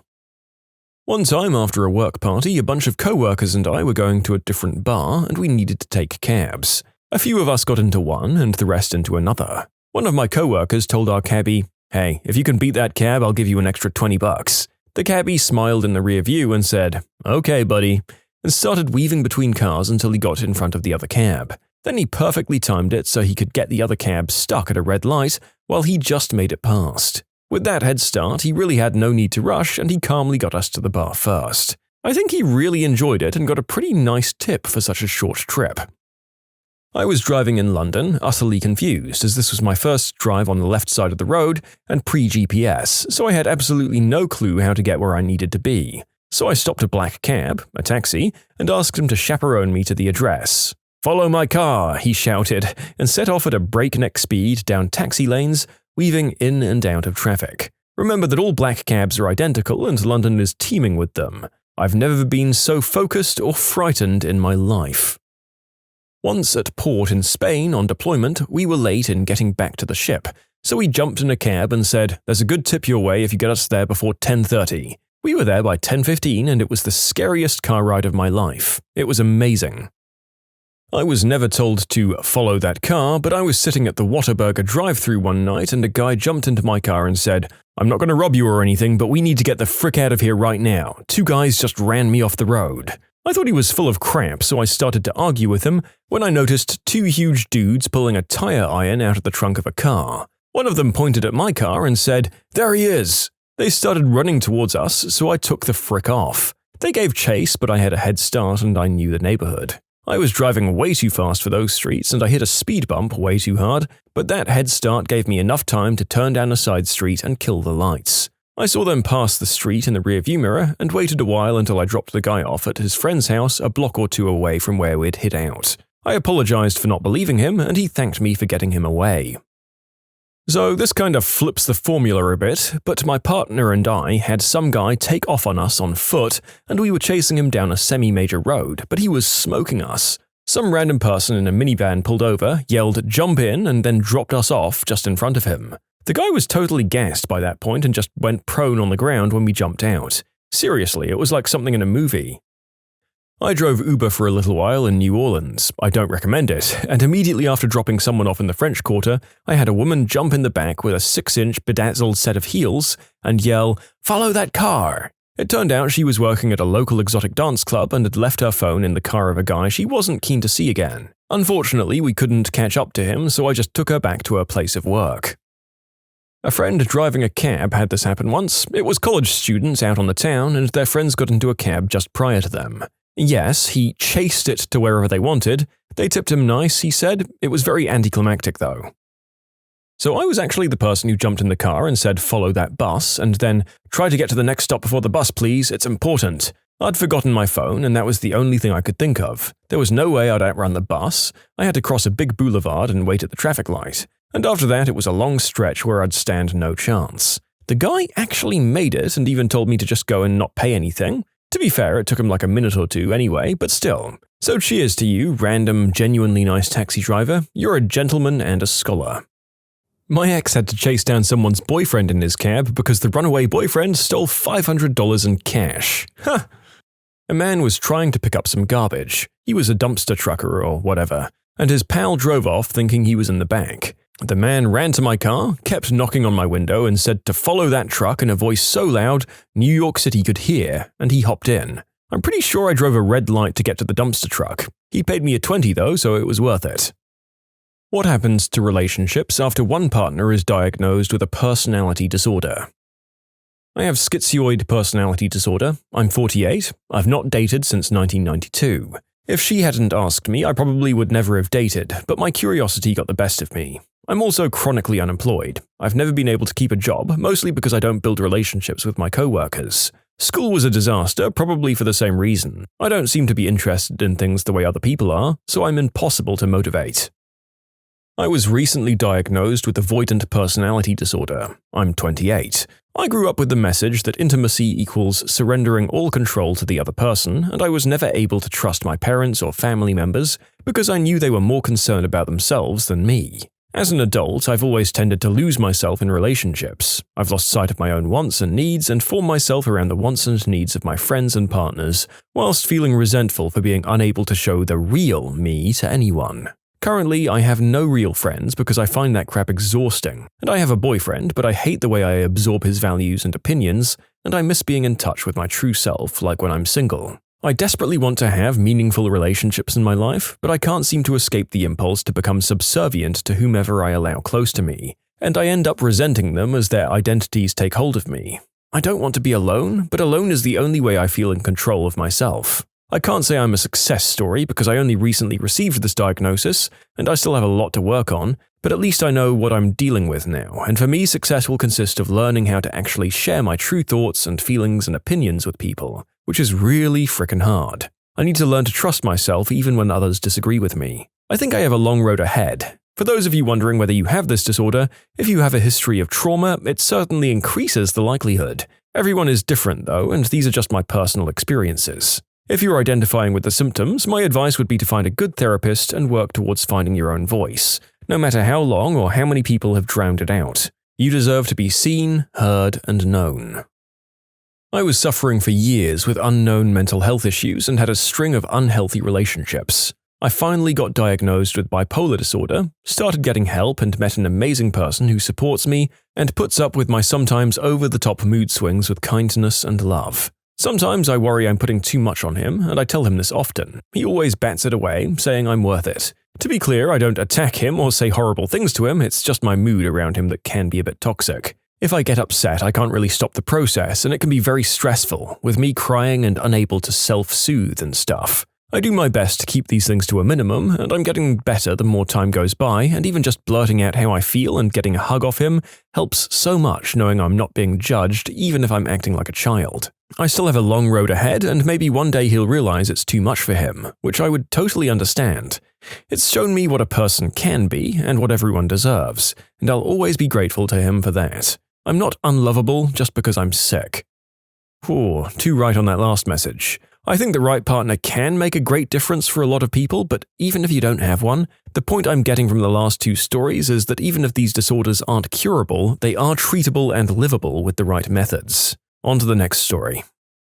I believe that I have some or maybe a lot of narcissistic traits, never having been told by any of my numerous therapists, and I never realized it until I was with my now husband. I've come to learn through tons of self-reflection and awareness that it's due to my need for control because of an almost complete lack of boundaries as a child. I also have OCD tendencies and severe anxiety, and it's always manifested as severe irritability and anger and outrage at the tiniest of things. But I never in a million years thought that I was the problem until I'd been together with my husband for about a year and we were expecting our second child. I've been working meticulously on myself for the past 3 years and I have a long way to go, but now I can identify my triggers and also I'm much less demanding and controlling, and I'm aware of the subconscious emotional manipulation I was using on my husband. He was finally able to express how much it's affected him, and it really sank in for me the degree of damage I was doing to my relationships with others, my friendships and my children included. And I'm so lucky that I was able to see it and start healing so that I didn't continue on that path and hurting those I love. Well, my father's a psychopath who once told me that psychopaths don't like being called that. He'd consider his greatest success that of being able to hold down a marriage with a kid, along with multiple girlfriends. I mean, that's very impressive, but not in a good way.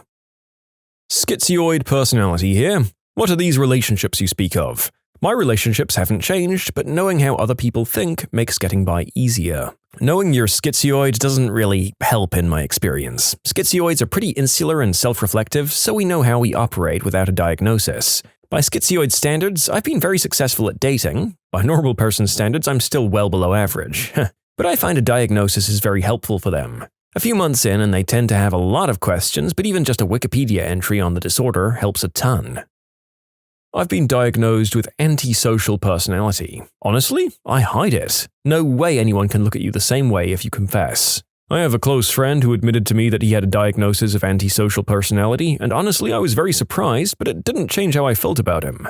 It actually helped me understand him a bit better in some ways, or at least understand that I might never fully understand him and learn to be okay with that. To say that I've had a diagnosis or two, or been through the ringer a bunch, and have had to deal with the repercussions of that would be an understatement. What I can say, though, is that when I finally addressed it to the people I trust and care about, it lifted a great weight. I guess my advice would be just own it, don't sugarcoat it, joke about it, and overall let loved ones know that you recognize the behavior and move forward with the assumption that it was a learning experience and people progress. Often, it makes you a much better person. I'm dating a woman with borderline personality disorder. I've known her for 8 years. I've been seeing her for a year and a half, and we've been officially dating for a year. It's hard, but the most rewarding relationship that I've been in. Treatment is definitely key with bipolar disorder. I just can't stand it when I hear people saying that someone with BPD can't have a fulfilling relationship. I swear that's one of the reasons my girlfriend thinks she isn't worthy. I'm never going to stop treating her like gold. She does the same for me. My fiancé has BPD. I'd never tell her, but I came really close to leaving multiple times for the things she did to me. But it's by far my happiest relationship now that she's treating it, and I've dealt with my own resentment. But we only made it because she recognized what she was doing to me and sought help. Really nice to see this question. I've been with my boyfriend for more than 5 years and was diagnosed with borderline personality disorder about 2.5 years into our relationship. Before my diagnosis, even though we got along amazingly and communicated well, and were generally happy, I'd find myself throwing toddler-like tantrums at any perceived or imagined slight. I hated this about myself. I thought I was a bad person because I just couldn't control myself. My partner happens to be an amazing people reader. He just naturally seems to pick up on people's personality and intentions as easily as I notice hair color. He was nothing but understanding. Even though we had little education of mental health, we both knew something was off, and he was a constant support as I sought out treatment.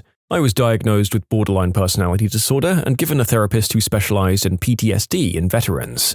Turns out a lot of my flare-ups were somehow similar to PTSD flashbacks. I was taught a bunch of techniques to use when I felt myself starting to flare out. It was also the first time I realized that my parents had been incredibly emotionally negligent, to the point where I hadn't learned to deal with emotions. What was accidentally taught instead was that if I was angry or sad, I was about to be yelled at. It's taken 3 years, but I found the right combo of meds.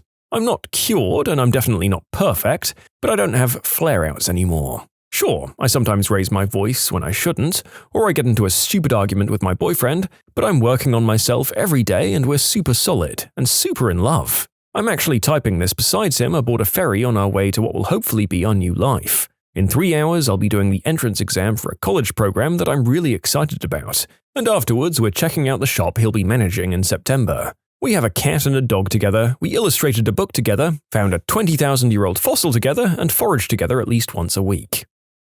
I have schizoid personality disorder, and it's not really that interesting.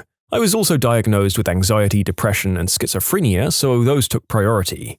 I didn't even realize I had it until I reread an old document years later. There's no real treatment for it, but finding out helped me understand myself better. Also, if you get a mental evaluation done, you should really get a professional to interpret it. I haven't had much success in relationships, but I haven't really tried either. After being diagnosed, I accepted that someone would have to be damn near perfect for a relationship to feel worth it for me, and that person might not exist. I'm alright with that for now.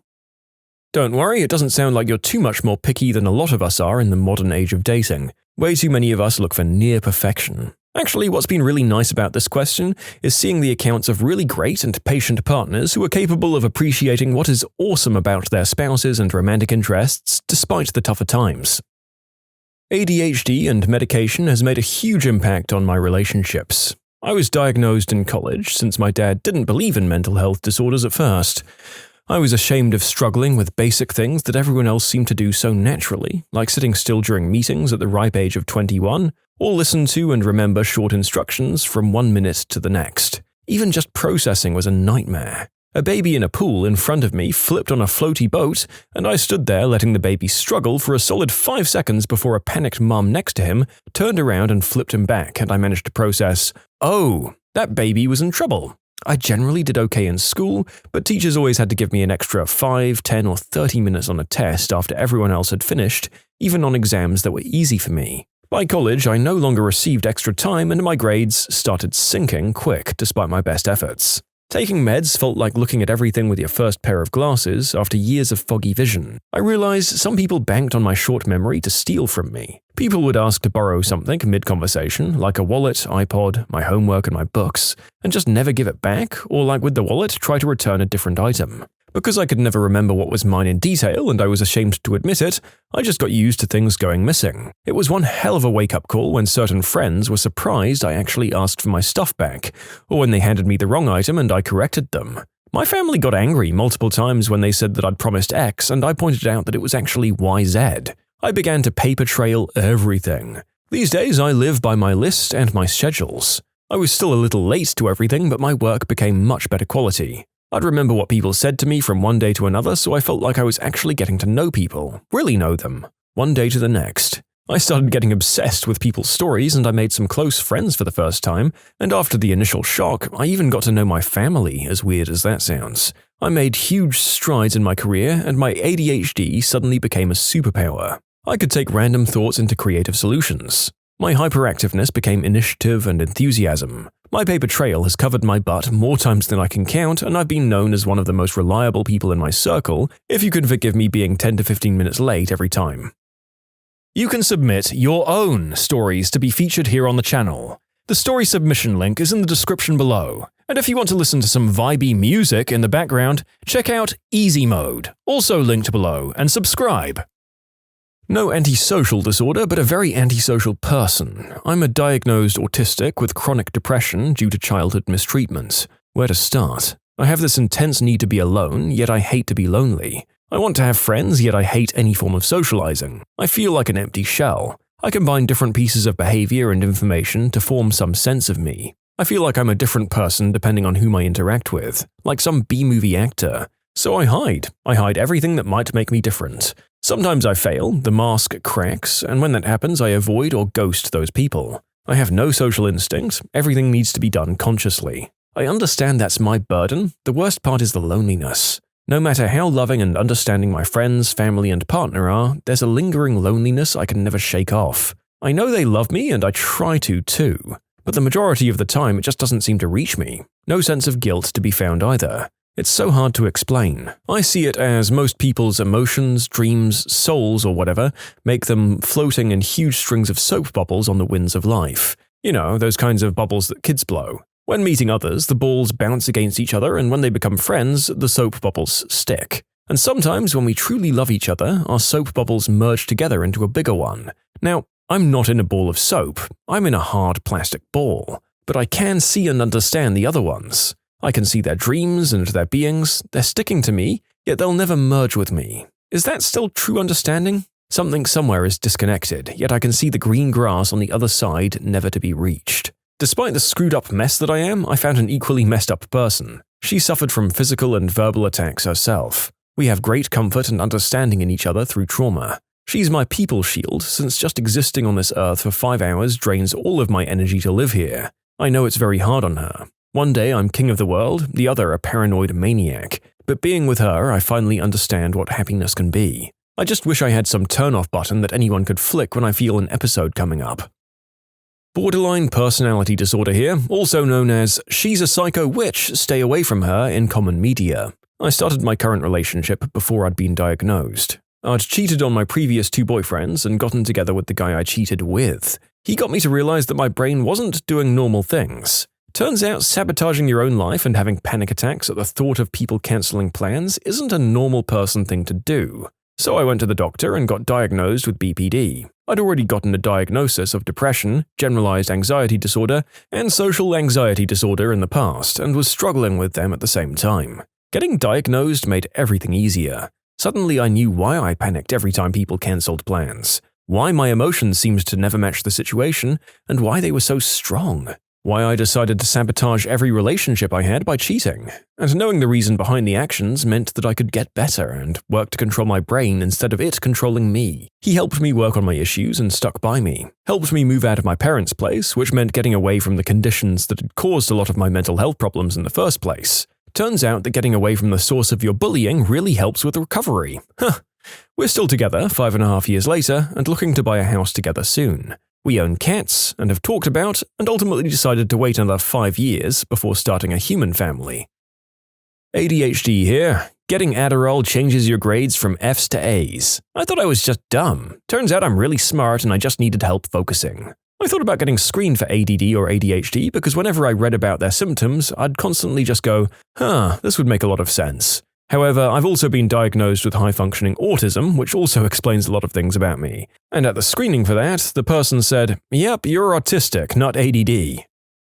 I have PTSD. Open and honest communication is the key to successful relationships. You see it thrown around so often because it's true. Seeing a therapist has been the biggest success, though. I found out I have terrible codependency. I used to get upset, anxious, or jump through hoops trying to cheer up my significant other when I noticed that he was down, to the point of getting upset if he didn't respond well to my efforts. For anyone relating to this is codependency. Mine was caused by my parents constantly making me responsible for their moods. Your mood should rely on you only. Expecting the moods of others to be a certain way so you can feel good is a toxic trait. The advice that worked for me is to remember to give each other space when this happens. Now when I see that my significant other is down, I give him space. I cook our dinner, clean up, and then go do my own thing, whether that's gardening, watching something, or reading. Ever since I've started, I've noticed a lot of tension has been squashed. The biggest success was our bedroom life, though. Almost every time we did the deed, my PTSD alarms were going off, and when I finally told him about it, it was during the heat of an argument, so it came out all wrong and I basically passed a complex onto my significant other where he was worried about it every time we did the deed. He stopped instigating it for a while because of it. This gave me some really mixed feelings, even to the point that I'd convinced myself that he was cheating on me. This was what led me to my first appointment with my therapist. Communication was thrown out, but she also gave me pointers on healthy, open communication. Like one person speaking, one listening, and the one listening not needing to immediately jump to the defense, but rather just trying to jump to an understanding of one another. Since then, our bedroom life is basically as strong as it was during the honeymoon phase. It feels like I've been reborn since going to therapy. Yeah, the diagnosis is not going to fix everything, but it does seem to unlock a greater openness and give you tools for dealing with issues like this one when they come up. And thankfully in this case, it wasn't insurmountable. Happy for you! I have a suspected dissociative personality disorder that stems from some very serious childhood trauma. I've gone through toxic relationships that went both ways, me checking out and letting people treat me however they wanted, even as far as severe physical attacks, to just using me for money and doing the deed. 3 years ago, I met my now husband and he called me out on my crap. When I disassociate, he somehow has figured out how to bring me out of it, which takes a lot of patience and kindness from his part. He made me see through my own bullcrap and to want to be better. So I started with medication, started thinking things through, and started truly facing the trauma that caused me to be this way and cope in healthy ways. It nearly broke us. 3 years later, and while that's not a lot of time, I haven't disassociated in a year. When someone upsets me, I can calmly talk about what it was and why it upsets me, and get through it instead of shutting myself down and functioning on autopilot, where honestly I'm heartless. It took a lot of work, a lot of fights. Finally learning to cry again, finally digging to the bottom of it. I'm nowhere near done, but now I want to work it all out. I want to be better. It sucks sometimes, honestly, but if I need to rant, he listens. If I need a hug or cuddle, he's right there. And I'm there for him too. I don't know if I'm a success story or this is the beginning of a success, but I'm determined for the first time in my life not to let this personality disorder be an excuse for bad behavior. One of my good friends is diagnosed with narcissistic personality disorder, and he's very open about it and has stated he had to learn empathy. He's very self-destructive, but he's the most reliable person I know, and there are many people in his life that would do anything for him, myself included. His transparency helps us understand his behavior, and he is always open to discussing how his actions have made people feel. Literally all of my relationships were a hot mess before I was diagnosed with borderline personality disorder in 2017. I'd been through 3 divorces, broken up with my daughter's father, and totally messed up a perfectly fine potential long-term relationship with someone I really liked very much. Meds, therapy, a DBT therapy app on my phone, and an awareness of what is me and what is my BPD, and I've so far managed to not make any horrific mistakes in my current relationship. He's amazing, and I'm pretty motivated to spend the rest of my life with him. What helps me the most, other than meds, has been learning to self-soothe. I can't stress that enough. If I feel afraid of being abandoned, I can't put that off on him, other than maybe ask for a bit of extra reassurance. I had to learn to give myself positive self-talk, and to learn and practice grounding and coping skills. He's there to support me and accept me, not fix me or be a punching bag for my insecurities. Diagnosed with narcissistic personality disorder a good while ago, it hasn't prevented me from having good relationships with people. I'm fairly charismatic and likable. I realize saying that is a bit on the nose, but genuinely I don't believe that it's ever been the reason for any of my relationships ending.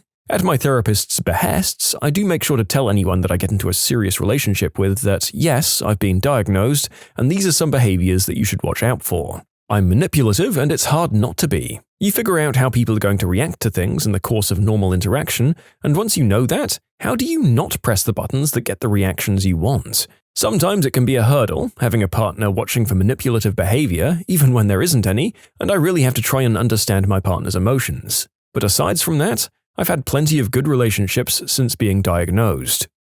Did your bully thrive or crash after they left school?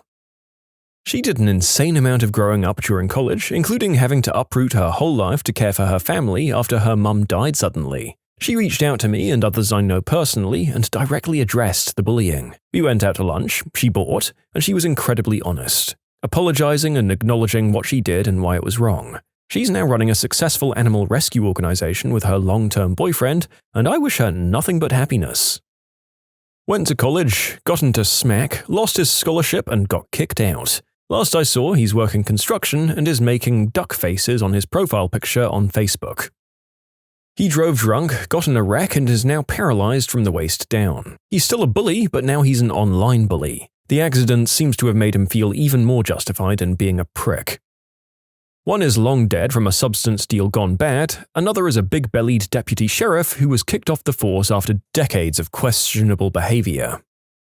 In jail for attacking his girlfriend. Thankfully, she survived.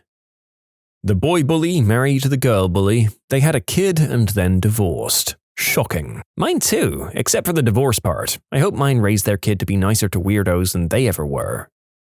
He's in Leavenworth serving a life sentence for murder. No one was surprised when they found this out. I'm going to be honest, I'm a bit disturbed by how many bullies apparently went on to kill people. Same thing for my middle school bully. Currently in jail for a murder at a substance deal gone wrong. He was the driver but still caught the murder charge. It was crazy. I saw an article about how someone my exact age from my hometown was arrested for murder and made a joke about how I probably knew them. It was my middle school bully. He was killed shortly after being released from prison. He apparently had a beef with someone and went to their house with a piece. He kicked in their front door and was immediately shot and killed. There you go, kids. The mentality of using force to get what you want, even if you get away with it a bit in school, just isn't worth it in the long run. 4 of our 9 stories are about these people going to prison and sometimes not making it to their 30s because of this way of thinking. He died the summer after graduating high school, mixed too many substances and booze at a party. Very sad for his younger brother, who was a great person despite his brother. I kid you not, we had a 5-foot-tall bully in our school. He gained favor with some of the bigger bullies, and I suppose that afforded him carte blanche to act like them. Anyways, a few short years after high school, he messed with the wrong guy at a party, and they followed him home and shot him dead on his mum's front lawn. Not to the same extent, but there was someone like that at my school. Short little dude who got a big man complex because of the bigger bullies he rolled with. At an after-grad party, he got jumped, and someone took a metal rod and branded his leg after they dipped the rod in the fire. After that incident, he works for a non-profit for kids with troublesome home situations. Makes me wonder what he had going on behind the scenes. His father was caught stealing millions from the community. Dad was a wealth manager, and all his clients were friends and neighbors in a sort of small town. The family was really put through the ringer of embarrassment, and the bully was a wreck for a long time. I guess he realized all the wealth and arrogance that he grew up with was stolen from everyone he knew. I saw him years later and it was like seeing a different person. He had changed his name, walked differently, and held himself with a different posture. We spoke for a few minutes and it was almost like he was genuinely interested in me. He didn't go out and say sorry for what he had done, but it seemed like he wanted to, but thought it would be tacky. Maybe I'm reading too much into that interaction, but it was a little weird. It was like he'd been forcing himself to be an actual nice guy.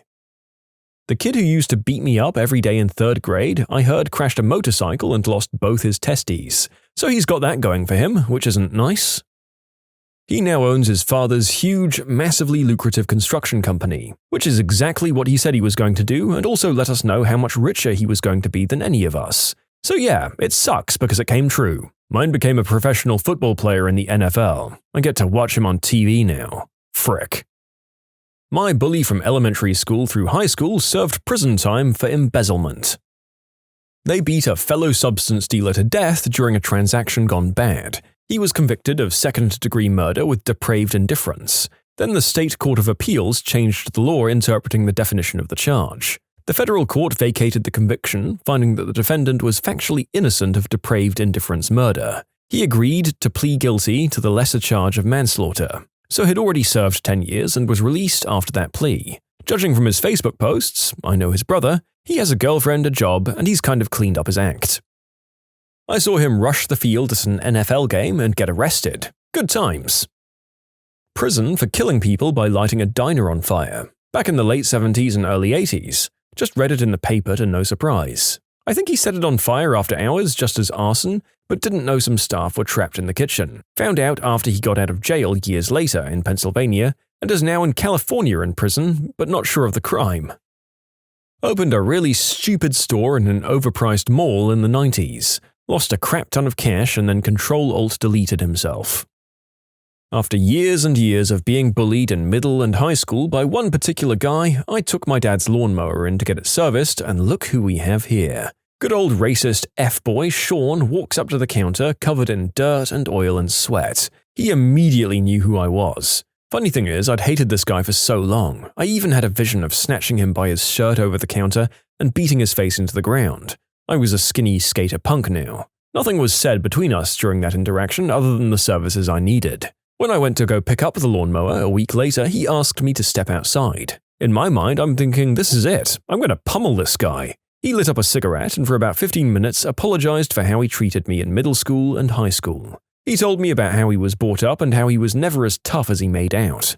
After high school, he went to the military and was forced to work with other races. He even explained that his hatred towards people that weren't white faded away because of the Marines. He said he'd been screwed over more by his own race now than others, and started to think about his ideology. He's a humble guy now, with regrets, but he's man enough to admit his faults. We shook hands and even hugged. I haven't seen him in about 10 years, but if I do see him again, I'll still shake his hand. For whatever fricking reason, he asked me out a few years after graduation. That guy bullied me. I had this happen to a friend. She ran into our mutual bully at a party in college. He was hitting on her and she was ignoring him.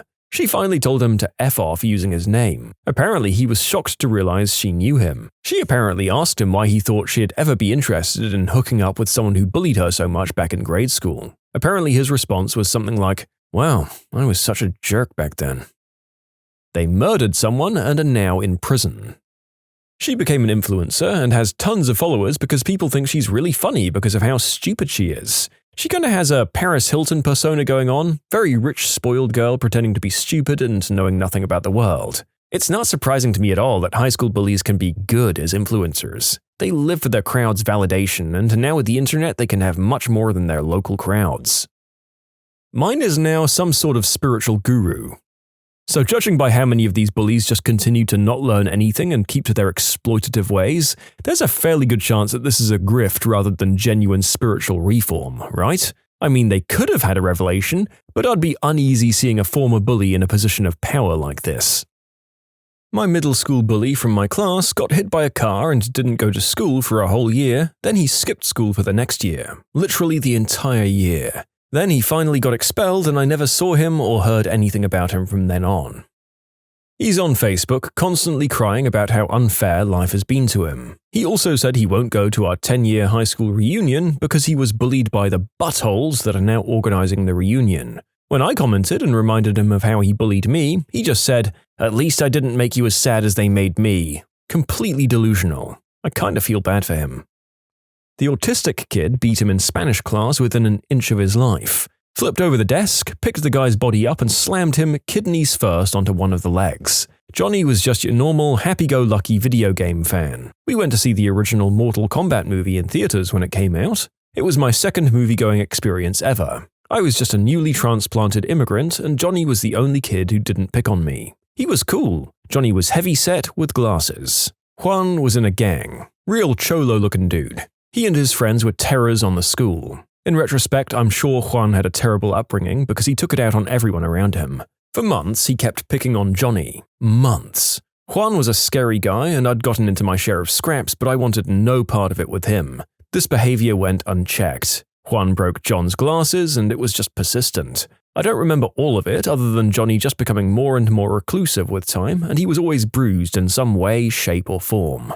One day in Spanish class, Juan said something to Johnny about his mum. This was before the bell rang for class to start. That was the final straw. I remember John letting out this guttural, primal scream and lunging from his desk towards Juan. Johnny began hammer-fisting Juan all over the head, his shoulders, and arms. Like fricking Goro would in Mortal Kombat. Just unleashing everything he had on this jerk gang kid. There came a point where Juan looked out of it, like a limp noodle, and that was when John, still possessed by his unrelenting rage, flipped the desk over and underhand flipped and body-slammed Juan onto one of the legs of the desk. Juan let out this horrible cry of agony, and that was that. The teacher walks in, they call the campus police, and the rest is a blur. I don't remember what happened to John after this, as I never saw him again, but I do remember hearing from an acquaintance back several years that Juan was in jail for aggravated robbery. I guess he didn't learn his lesson. Thank you, Johnny, for being a friend and for not judging me while I learned the language here and adjusted to my new life. I hope all is well with you. You can submit your own stories to be featured here on the channel. The story submission link is in the description below. And if you want to listen to some vibey music in the background, check out easymode, also linked below, and subscribe. Full ride scholarship through football to a D1 college, scouted by an NFL team in high school, just had to make it 4 years in college. Then he attempted the unspeakable act on a girl at the college, went on the run, had several warrants, got into an argument back in his hometown that led to a firearm discharge, and now he's in prison.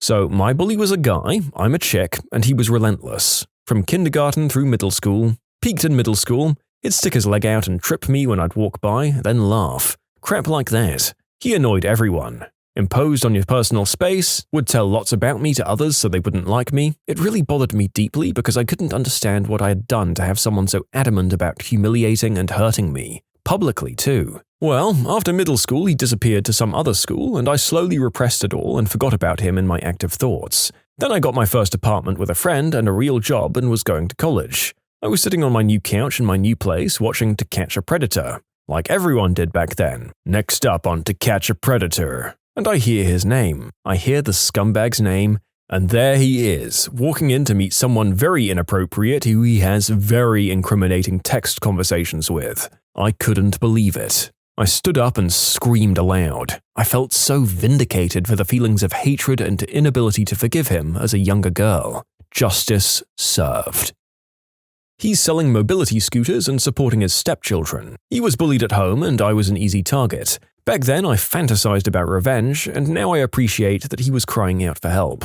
I'm never going to be friends with him, but I'd shake his hand and wish him well any day. Mine became the CEO of the company he started in after college. He's the chairman of the local football team and runs the beach cleanup crew every month. Always has a smile and has clearly just kept on growing up. Local politician. I do fine now. I was a stupid kid that did stupid things to a boy who didn't ask for it. We ended up being friends after he had the courage to call me out. I got suspended and both of our mothers agreed to meet and to force us to spend time together to get to know each other. I never was more grateful to someone than those two women. My mum, obviously, but also his mum. She was a tall and fat lady who seemed really cold and severe at the first glance. Understandable, as I'd beaten up her son, but ended up being like a second mother to me. She showed me that even trashy humans like me can become better if given a second chance in the right conditions. And that lesson will stick with me forever. Agnes, I miss you. No idea. I left town and never looked back. My bully and his buddy drowned, and it made me sad that I'm a foreigner and didn't speak much English and couldn't defend myself much, so I just took it. This was in the late 90s and I've moved on, but he didn't get to. Got in an argument over a parking spot and got himself shanked to death. Many years after graduation, I found out that he became a local cop in the town we grew up in. It was the least surprising thing to everybody.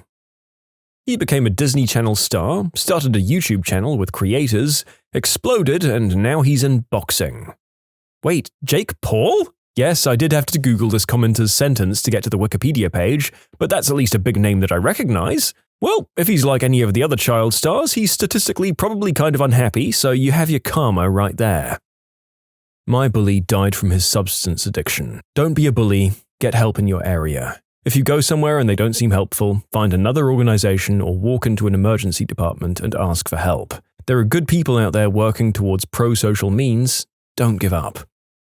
I saw him walking in front of my family's house, certain he was passing by, while I was playing with my daughter and her cousins. He gave me a little wave and I thought I'd just wave back just to be nice. He messaged me later on Facebook and said he's glad I'm doing better than him. Long story short, he told me his ex-wife and he are having a serious custody battle with their kid and recently got a DUI, which got him into a deeper hole. He basically said don't end up like him. As much as I hope he gets better, karma really is a witch. Not necessarily my bully, but this one kid at my school made everyone's lives miserable. He was an absolute bag of crap. Hadn't heard anything about him for years until I flicked on a Guy Ritchie film, and he was in it. Turns out he's now gone on to be a semi-successful actor. I actually hold no resentment because the kid was pretty messed up, his mum was dead and his father was this bullying alcoholic. So fair play to him for breaking the mold. He became good and now we are not beefing. He coasts on daddy's cash and is now one of the not too rich but still rich D-bags, revving a generic 2013 BMW M320 on all his Instagram stories. Became the president of a small Christian college. The worst one I've ever met in my life never exactly had his own comeuppance. His father was wealthy from being the assistant harbour master in one of the largest fishing communities in the country, so he never exactly had to work. From what I've heard, he lives off his family's wealth while being a hobbyist photographer. His parents did get divorced and his substance-addicted mother passed away. Another little monster who was a year older than me died at 21, when he fell off a 200-foot cliff while hunting with his girlfriend's family. This other kid who tormented me non-stop at Boy Scout camp enlisted in the army. He was injured and is now partially paralyzed, living a secluded lifestyle under his family's watch. The Boy Scout bully's close friend, who was very antagonistic, was busted 4 years ago during an FBI dark web sting operation for trafficking substances. He's awaiting sentencing. He ended up being my direct manager at a serving job, and to be honest, he was one of the best managers I've ever had. Well, I saw this question, so I just looked him up. He makes YouTube videos for work in the vein of Andrew Tate. He has 212 subscribers and lives in his mum's house. I recognized it from the videos. You know what? I don't care enough about them to keep tabs. I've grown into a healthier person than I used to be, and I like the distance between us. One of them died trying to bully a big tree while driving 50 miles per hour. The tree wasn't impressed and decided to bully him right on back by not moving out of the way just before the bully attempt. I'd like to hug the tree, but I don't know exactly where it happened. My elementary school bully, in South Korea for context, continued being the bully till high school. Somehow he ambushed and beat the untouchable student while this guy was alone. It turned out that the untouchable student was a Korean mafia son. A bunch of black cars parked up at his apartment. Burly guys armed with metal pipes and bats would constantly waltz around the neighborhood and make the bully's family life hell. The apartment neighbors got fed up being terrified of the mafia at their neighborhood, and the cops just flat out refused to show up until the mafia dispersed. So things got to the point where the neighbors pressured the bully's family to move out at once. Never heard of what happened after they moved, not entirely sure why the bully did that, maybe due to his pride, maybe a proof he is the jang, the old Korean term for a student who's the toughest and strongest brawler, who'd constantly challenge or be challenged by other classes and other schools. Mine got shipped off to Baghdad in the early 2000s and never came back. Mine always bullied everyone who wasn't a football player, jock, or cowboy. He honed in on me because I was a nerd and more feminine. Turns out he had major regrets about everything, and at his last class reunion, he was 2 years ahead of me, he tried apologizing to people, and a lot of people wouldn't forgive him for what he'd done. A lot of it was borderline charges that should have been filed against him. I'm pretty sure he put a couple of kids in therapy. Well, after a lot of people wouldn't take his apology, I guess he went into a fairly major depression and ended up Control-Alt-Deleting himself and left a letter stating that he hated who he was and how he treated people, and the pain he inflicted on everyone, and that he couldn't live with himself anymore. The really sad thing is I did run into him not too long before this and he did apologize to me, which I'm surprised that he recognized me because I'm a female presenting person now. I'd accepted and told him I didn't hold anything against him. He really seemed sincere and like he'd changed. But I understand how some couldn't forgive the trespasses he made upon them. Sad all the way round. This is why everyone just needs to be nice to everyone, even if you don't like them or like what they do or whatever. These stories always end in unnecessary sadness or the end of a life. He was an anti-bully. He was built like a tank and had crazy eyes. Everyone was afraid of him, even the biggest, baddest bullies. Yet he'd help anyone in need and hated bullying. If you got messed with, you could ask for his help even if you didn't know him. He was a giant with a heart of gold. Last I heard of him is that he was a private contractor in a war zone and got mixed up in smuggling. He later fell off the face of the earth. Rumors say that he got shot down in the middle of nowhere. Others say that he's sipping pina colada on a tropical beach with no extradition treaty.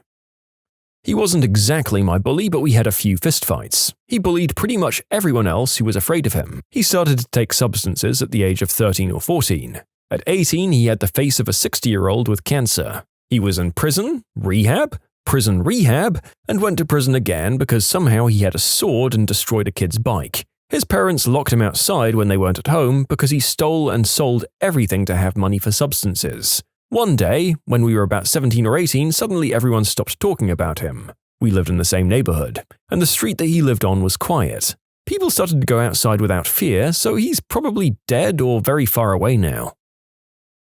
When you subscribe, make sure to hit the bell to turn on notifications. Put the playlist on in the background to finish listening to all the stories, or if you want some vibey music to put on in the background, check out easymode. If you like Am I the Genius, give Am I the Jerk a shot. Everything linked in the description.